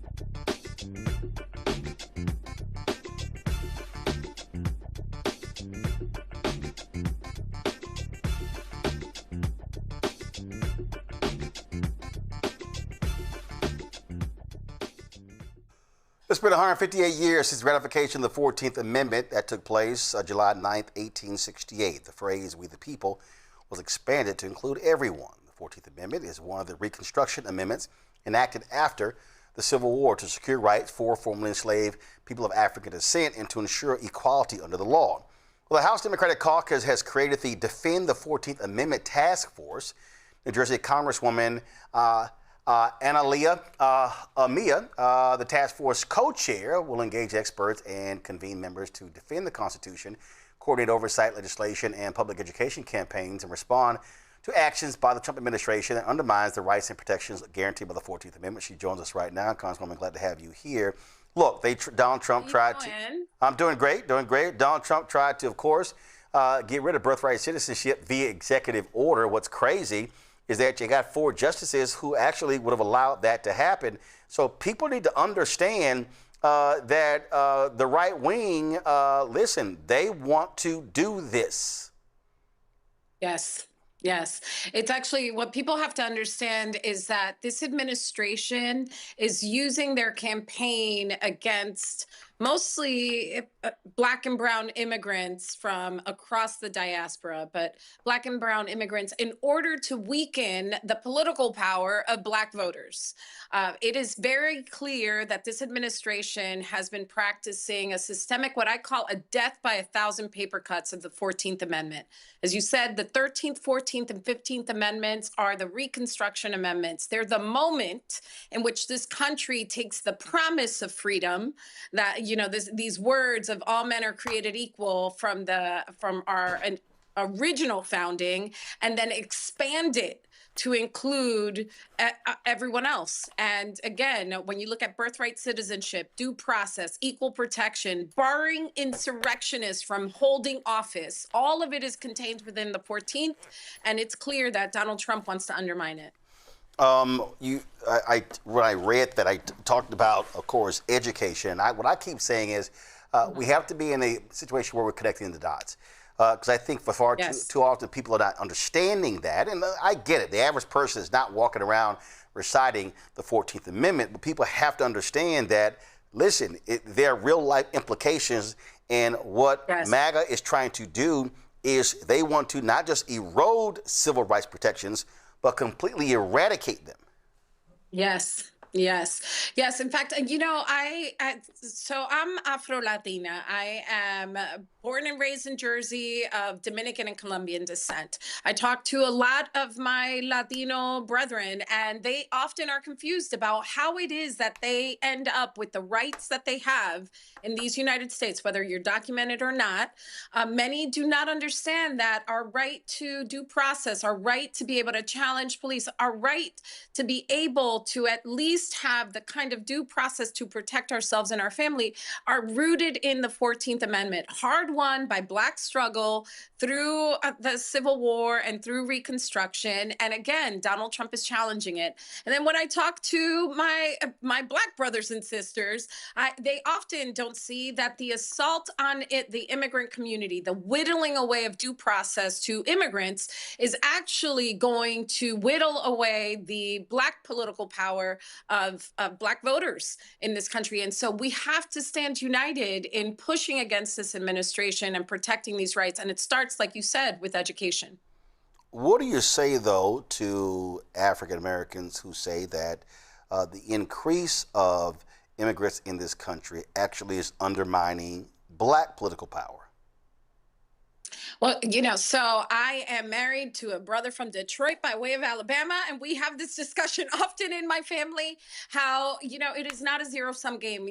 Freedom and justice is not cake. It doesn't run out when one group has a little bit or versus another. I think it is clear that we in this country, we have been fighting over generations to ensure that the promise of freedom applies to all. If we allow it to be whittled for one community, we in fact are whittling it away for ourselves. I think that it is a strategy of white supremacy to pit us against each other. And so, again, I challenge the idea that just because one group is able to exercise their rights, that it whittles away the rights of others. In fact, I think it's the opposite. When you add us up together, we can actually challenge white supremacy and these institutions that keep both of our communities down.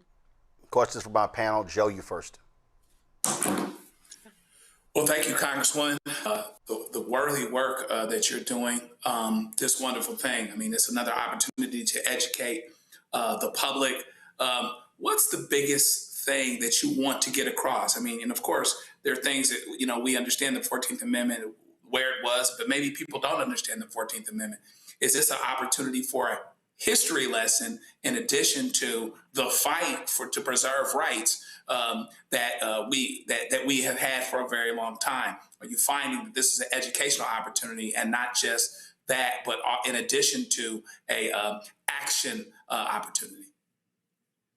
Well, I want to first shout out my colleagues who have joined together alongside myself to put together this task force. Congressman Cleaver from Missouri, Congresswoman Latifah Simon from California, Congresswoman Emily Randall from Washington State. We have joined forces because we know that we have to start with an education campaign in order to understand all of the ways in which this administration has in fact whittled away our protections, our rights, our constitutional protections. We know that what we can see is the challenge of birthright citizenship at the Supreme Court level. But this administration has attempted to move either through executive order or legislation, again, a whittling down of our due process rights, equal protection. We know that they're stolen on American streets every single time a Black protester, a Latino immigrant, anyone that is standing up to this administration is, in many ways, one would say, executed in our streets, that they have been stripped of their due process rights. In order for us to understand all of the ways in which this administration has whittled our protections down, we have to start by an assessment. So the initial goal of the task force is to first invite policy experts, invite thought leaders, and have an assessment of how these rights have been in practice whittled down, so that when we have an opportunity in the 120th Congress to maybe have maybe more like-minded people in power, that we will be able to start to course correct. Again, to me, the Huns are at that gate. There has been a systematic attack on these rights, and we have to stand up for it, or we're going to lose them for generations. Thank you. Mustafa. Yeah, well, Congresswoman, thank you for everything you're doing and the others who have joined with you. You know, when we talk about equal protection under law, is part of the game plan to help folks also understand all these various sets of opportunities that have been erased or rolled back in a number of the other federal agencies as well. And what I mean by that is that when we talk about equal protection under the law, we see the things that are going on in the environmental context, we see the things that are going on in the housing context, so forth and so on. So is that a part of the education of helping people to understand the totality of what's being stripped away? Absolutely. Thank you. Thank you for that. And also, I want to read every single book that's on your background. I have to say that a lot of people don't understand how the 14th Amendment actually is a center spoke to many of our rights, right? Bodily autonomy, we are able to secure because of the 14th Amendment, or at least that was when we had bodily autonomy, we were able to secure it through the 14th. The right to marry who you love, again, rooted in the 14th. Public education, rooted in the 14th. The right to form a union and collectively bargain, rooted in the 14th Amendment. So when you look at issue after issue, even things like public housing, public education, like I said, collective bargaining, the right to marry, the right to love, the bodily autonomy, all of these things, in effect, the 14th Amendment is a center spoke. That's why I say it's actually a campaign by this administration and by their like-minded lackeys to undermine our rights. When they go after collective bargaining, when they go after bodily autonomy, when they go after public education and housing, they are in fact whittling away the 14th. So yes, you are right. We have to cover the totality of impact of this constitutional protection and amendment, so that we can build upon it, restore it, and protect it, again, 7 generations out. Khalil? Congresswoman, thank you so much, not only for fighting this fight, but I'm curious, how do we merge our brown and black brothers and sisters together? I know so many I've heard talk about Nolan Wells, and we may feel silence on that side, but I know there are my brown brothers and sisters who feel silence about what happened to Jonah in Maine. And so, and forgive me, I forgot his last name as I'm thinking of it. And so how do we bridge that divide while we're all trying to fight for that equality under the 14th Amendment, and so that we don't feel that it's just birthright citizenship for those that were, former slaves and the descendants of them, but also all of those who come to these shores to be an American? Yes. I have been an organizer for 25 years. I've only been in Congress for about 2 months, but my training is in community organizing and civic engagement. And I often would train both Black community and brown community, immigrant communities, about how in these United States we actually have rights and protections, and how the struggle of those of immigrant communities now are very much addressed by the empowerment, by the struggle, by the legacy of Black freedom fighters. I often train my Latino constituents about the power, the impact that Bayard Rustin, that Fannie Lou Hamer, these leaders that fought for the full fruition of our civil rights, of our constitutional protections through the civil rights movement, apply to them today. I often talk to folks from across Black community how the idea of moving your community, seeking empowerment, moving from the South to the North is not only something that immigrants have gone through, but Black community has also experienced the great Black migration. By connecting the dots, by sharing the different ways in which our stories in fact echo each other, I think we are able to build the kind of unity. Again, the greatest challenge to ideas of white supremacy, of injustice in this country, are best met when our communities work together. But I really think it starts by understanding how our stories are both intertwined and echo each other. Right then, well, Congresswoman Mejia, we certainly appreciate it. Thanks a bunch. And thank you. Keep working. Well, I hope to get to connect with y'all soon. We're going to be hosting hearings in DC and across the country. And again, I'm glad to be able to connect with your viewers. This is an important topic. We're going into, you were saying, your previous guests were saying that we should trust Black women, that we should trust their leadership. I echo that all day. And I want to say that, again, we have an opportunity in this moment to really uplift our communities, work together, and challenge institutions that are failing us. I hope we do. All right, we appreciate it. Thanks so very much. Thank you. Folks, former NFL player and Hall of Famer Terrell Owens has pledged $25,000 towards the reward for information related to the death of Nolan Wells. The $25,000 contribution brings the total reward to $125,000 yesterday. Reverend Al Sharpton announced that Nan was donating $50,000, and Tyler Perry matched that. The preliminary autopsy results for Wells will be released tomorrow at the NAACP convention. Attorney Ben Crump, along with Wells' parents, will be in Chicago at the NAACP convention to lay out the results of that autopsy. Although the Mississippi State Medical Examiner conducted an autopsy on Wells, his family decided to send his body to Washington, D.C. for the independent autopsy to reveal whether he had any additional injuries beyond those caused by drowning. All right, folks, got to go to a break. We come back, we'll talk about a story out of Delaware where the family of Kadir Skinner are calling for criminal charges against the cop who shot and killed the 19-year-old black teen. We'll also have our ShopBlackStarNetwork.com segment. Lots to break down, y'all. Stay with us. And also an update on the Harriet Tubman Museum. We are almost at the goal of $75,000. So I'll give you that update as well. Don't forget, support our work. Join our Bring the Funk fan club. If you want to contribute, please give me a cash app. Use the Stripe QR code you see right here on the screen. That's for credit cards as well. Check some money order, make it payable. The Roland Martin Unfiltered, P.O. Box 57196, Washington, D.C. 20037-0196. PayPal, R. Martin Unfiltered, Venmo, RM Unfiltered, Zelle, Roland at RolandSMartin.com, Roland at RolandMartinUnfiltered.com. We'll be right back. All right, folks, let me tell you about Chapter. Now, if you're on Medicare or about to be, the system is not set up to work for you. Too much fine print, too many plans, and too many people making money off of your confusion. And look, we're used to this. We're no strangers to systems that don't have our best interests at heart. But we don't have to accept it when it comes to Medicare. That's why I'm telling you about Chapter. Their advisors are independent and honest. In fact, they're the only Medicare advisors that compare every plan nationwide. And they're focused on one thing: what works for you. If there's a better plan out there, they'll find it. If you're already in the right one, they'll tell you that too. There are no games. Just last year, people who switched with Chapter saved an average of $1,100.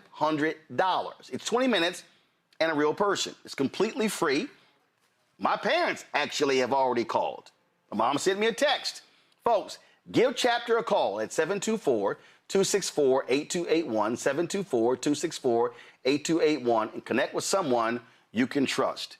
Folks, these are the kind of services that we need for our audience here at Roland Martin Unfiltered and the Black Star Network. So call Chapter right now, 724-264-8281. What's up, y'all? This is Wendell Haskins, a.k.a. Win Hogan at the Original T Golf Classic. And you know I watch Roland Martin Unfiltered.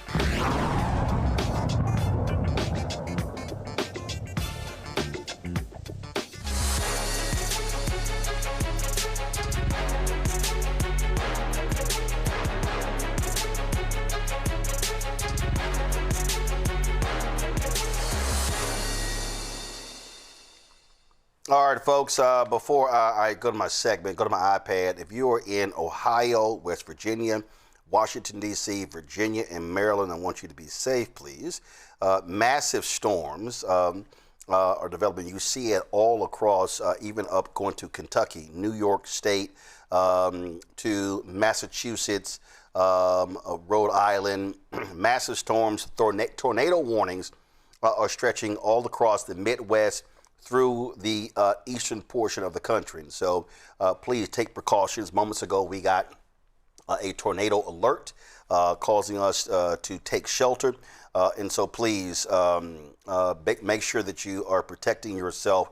And as you see, this is the map that shows the development of these storms moving from 6:30 going all the way through 1 a.m. Of course, it'll be moving out into, going up to Canada in the Atlantic Ocean.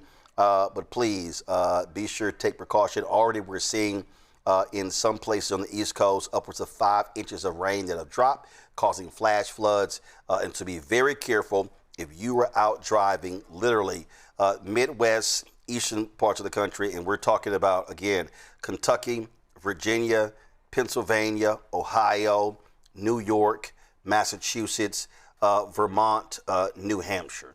All right, folks. Now, if you're searching for a makeup brand that sets the standard for effortless, flawless beauty, look no further than the Look by Joy. The CEO and founder, Joy Mabane, launched her brand more than 20 years ago to transform the beauty industry with easy-to-learn, expert brow techniques and luxurious products. Her mission has always been to uplift and inspire women through beauty. She joins us right now from Atlanta. Joy, glad to have you here. So you started 20 years ago. Why? I started 23 years ago.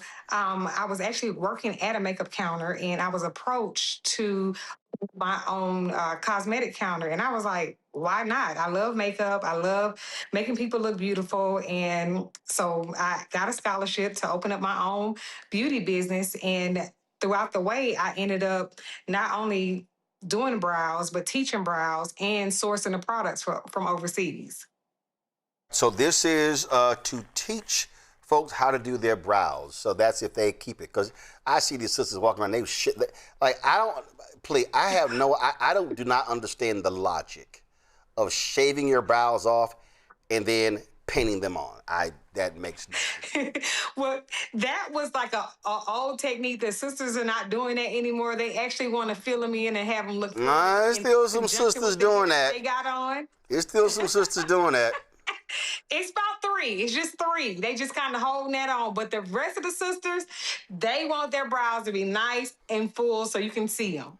Okay, and so you have on here how to use the 60-second brow kit, where you literally have it right here, where you explain to them how to do this. Exactly. So I always had a perfect brow kit. And then a couple of years ago when we was stuck in the house, a lot of my clients was like, I can kind of use it, but I can't get it right and it's taking me forever. So I added the stencils in to help them do their brows in less than 60 seconds. So they have everything they need to get them done and get out the door. Glad to see this brow kit. I don't know if I forgot somebody who just did a video, a brother going off on the eyelashes. I forgot who did that. And I was cracking up laughing. And I was kind of like, sustained. All right, so we have this segment today, just your luck. Our panel are all men. So let's see what kind of questions they have. Let's see, Mustafa, Joe, and Khalil. Let me see who needs some brow work. I have no idea. I probably, let's see here.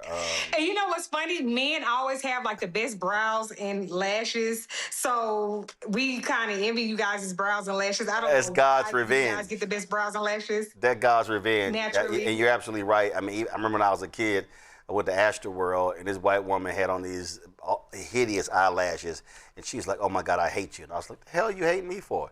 And she's like, your eyelashes. I was like, girl, come on, let me go in this damn park. So yeah, I understand what you're saying. All right, let's see here. Questions for the panel.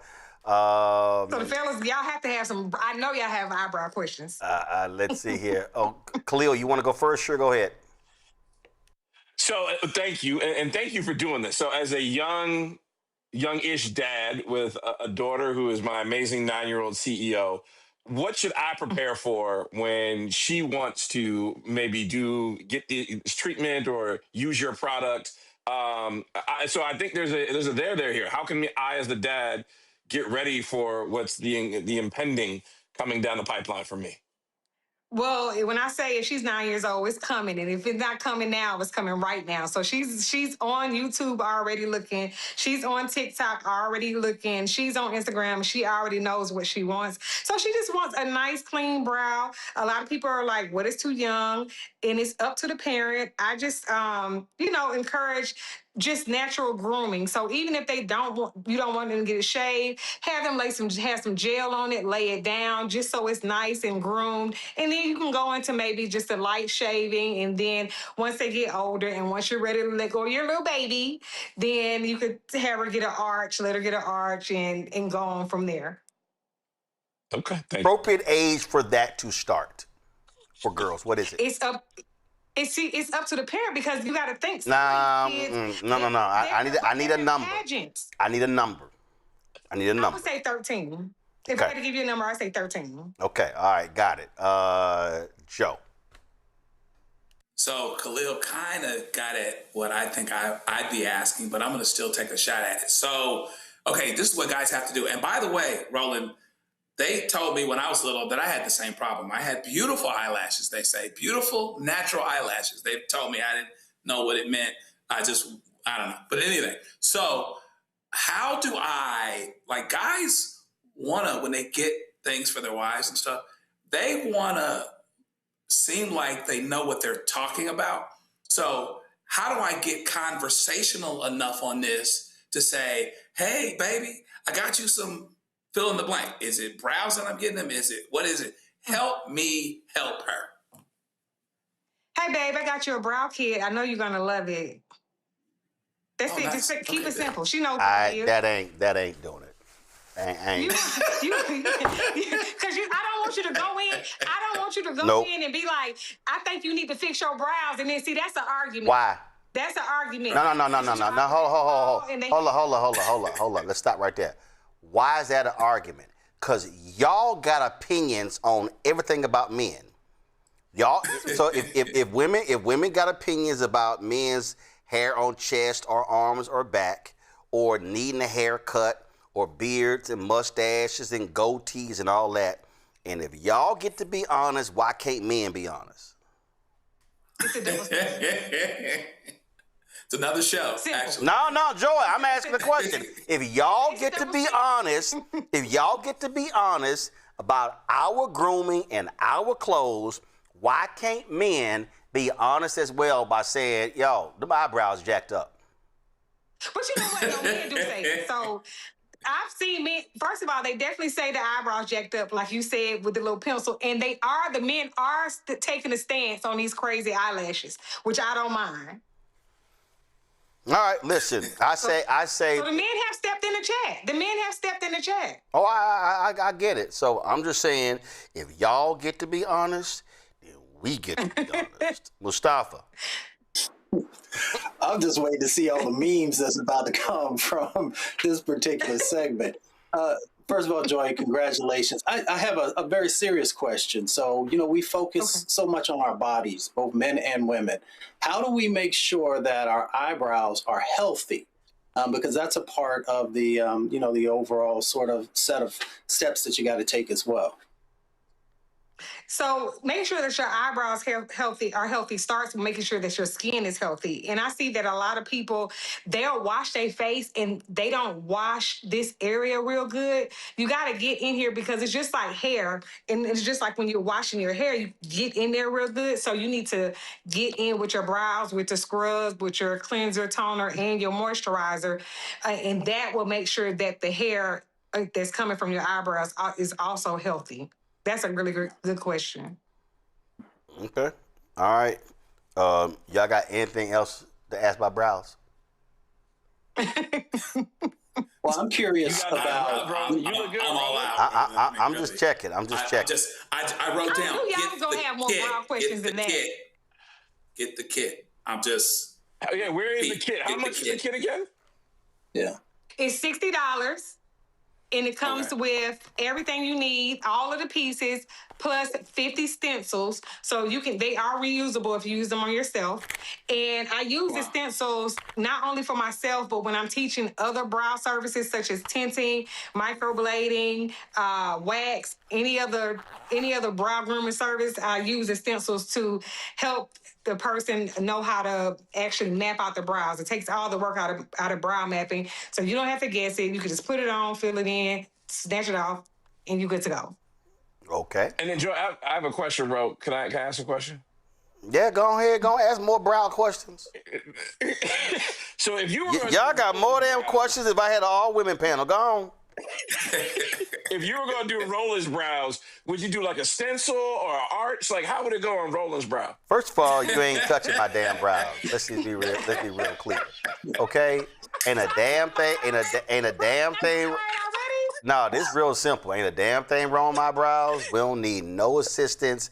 We don't need no stenciling, no penciling. We don't need none of that.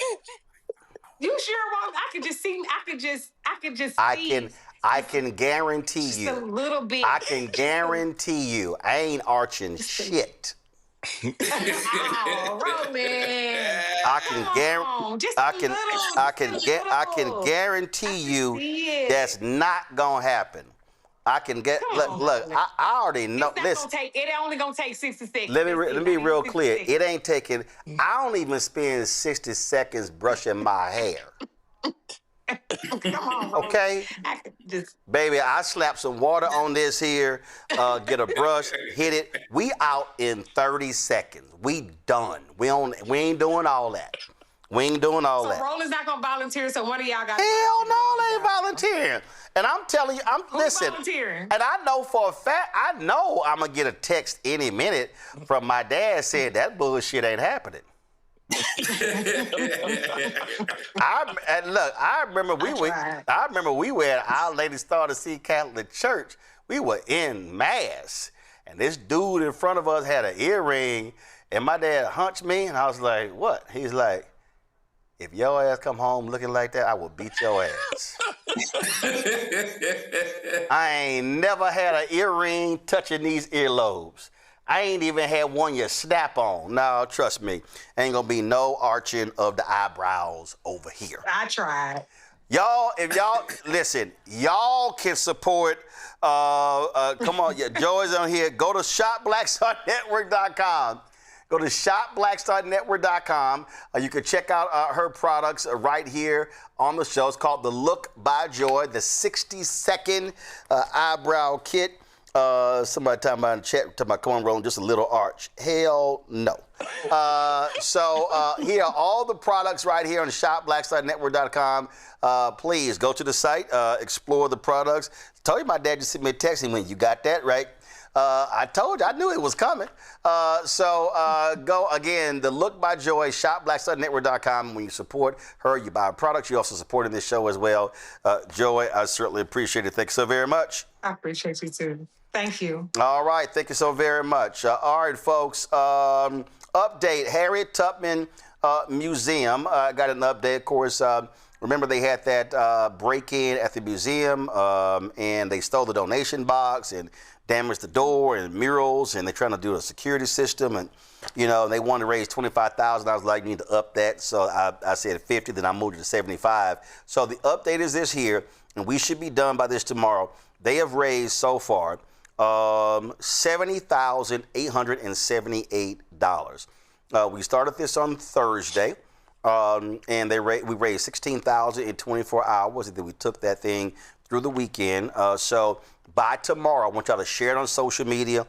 So we're at $70,878.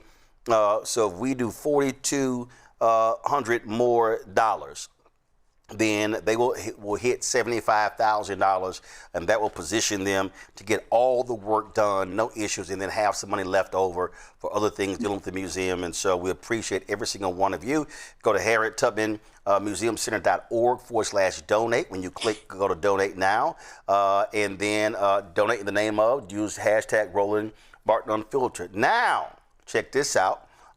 You already see donate via electronic payments. I told them to add that, so they've added Zelle, and so you see it right here. If you want to send funds through Zelle, you can use campharriet1913@gmail.com. campharriet1913@gmail.com. That's if you want to use Zelle to assist them, and so hopefully they will get the Cash App, PayPal, and Venmo up as well. And also on their donate button, they used to have a maximum of $500. I was like, hey, we need to change that. That's also been changed as well. So we appreciate everybody who's donated, and this is what happens when we come together as a community to make things happen. Harriet Tubman Museum Center.org. All right, folks. I'm going to do the Delaware story tomorrow because we were sitting here doing some other things, and so I appreciate everybody. Now, this is what's happening right now. Remember, we were in Montgomery. Then they had the rally in Harlem. They had the rally in Atlanta last week. So happening right now is the Freedom Summer Mass Call. And then this is given the update, powered by All Roads Lead to the South Coalition. This right here is the QR code. So you have to register. We also have the live stream up on our YouTube channel. We really appreciate if you would register so we can collect the data. It's happening right now. And so this is where you register, and you see the link down here where you can also register as well. So please do so and watch the live stream that we have up as well. All right, that's it. Let me thank Khalil. Let me thank Joe and Mustafa for joining us as well. We certainly appreciate it. Thank you so very much. Folks, that's it for us. Support the work that we do. Join our Bring the Funk fan club. You want to give via Cash App, use the Stripe QR code. It's also for credit cards. You see it right there. That's for Cash App. If you want to send checks and money order, make it payable to Roland Martin Unfiltered. P.O. Box 57196, Washington, D.C. 20037-0196. PayPal's R Martin Unfiltered. Venmo RM Unfiltered. Zelle. Roland at RolandSMartin.com. Roland at RolandMartinUnfiltered.com. Download the Black Star Network app. Apple phone, Android phone, Apple TV, Android TV, Roku, Amazon Fire TV, Samsung Smart TV, Roku as well. We are available on all those platforms. If you want to get our Roland Martin Unfiltered swag, please go to shopblackstarnetwork.com. shopblackstarnetwork.com. You can check out all of our products, our America at 250 shirts. Everything is available right there on the website. Also, support the Black-owned products. We just had Joy on, the Look by Joy. So if you go to all the products that you see right here in our studio, they're available right there at shopblackstarnetwork.com. And so we appreciate that. Download the app Fanbase. Follow me there at Roland S. Martin. I certainly appreciate it, folks. Thank you so very much. I will see y'all. Oh, shout out Howard University. I am wearing the Bison polo. And so I appreciate that as well. So we'll see what HBCU I'm going to be rocking tomorrow on Roland Martin Unfiltered. All right, I'll see y'all tomorrow.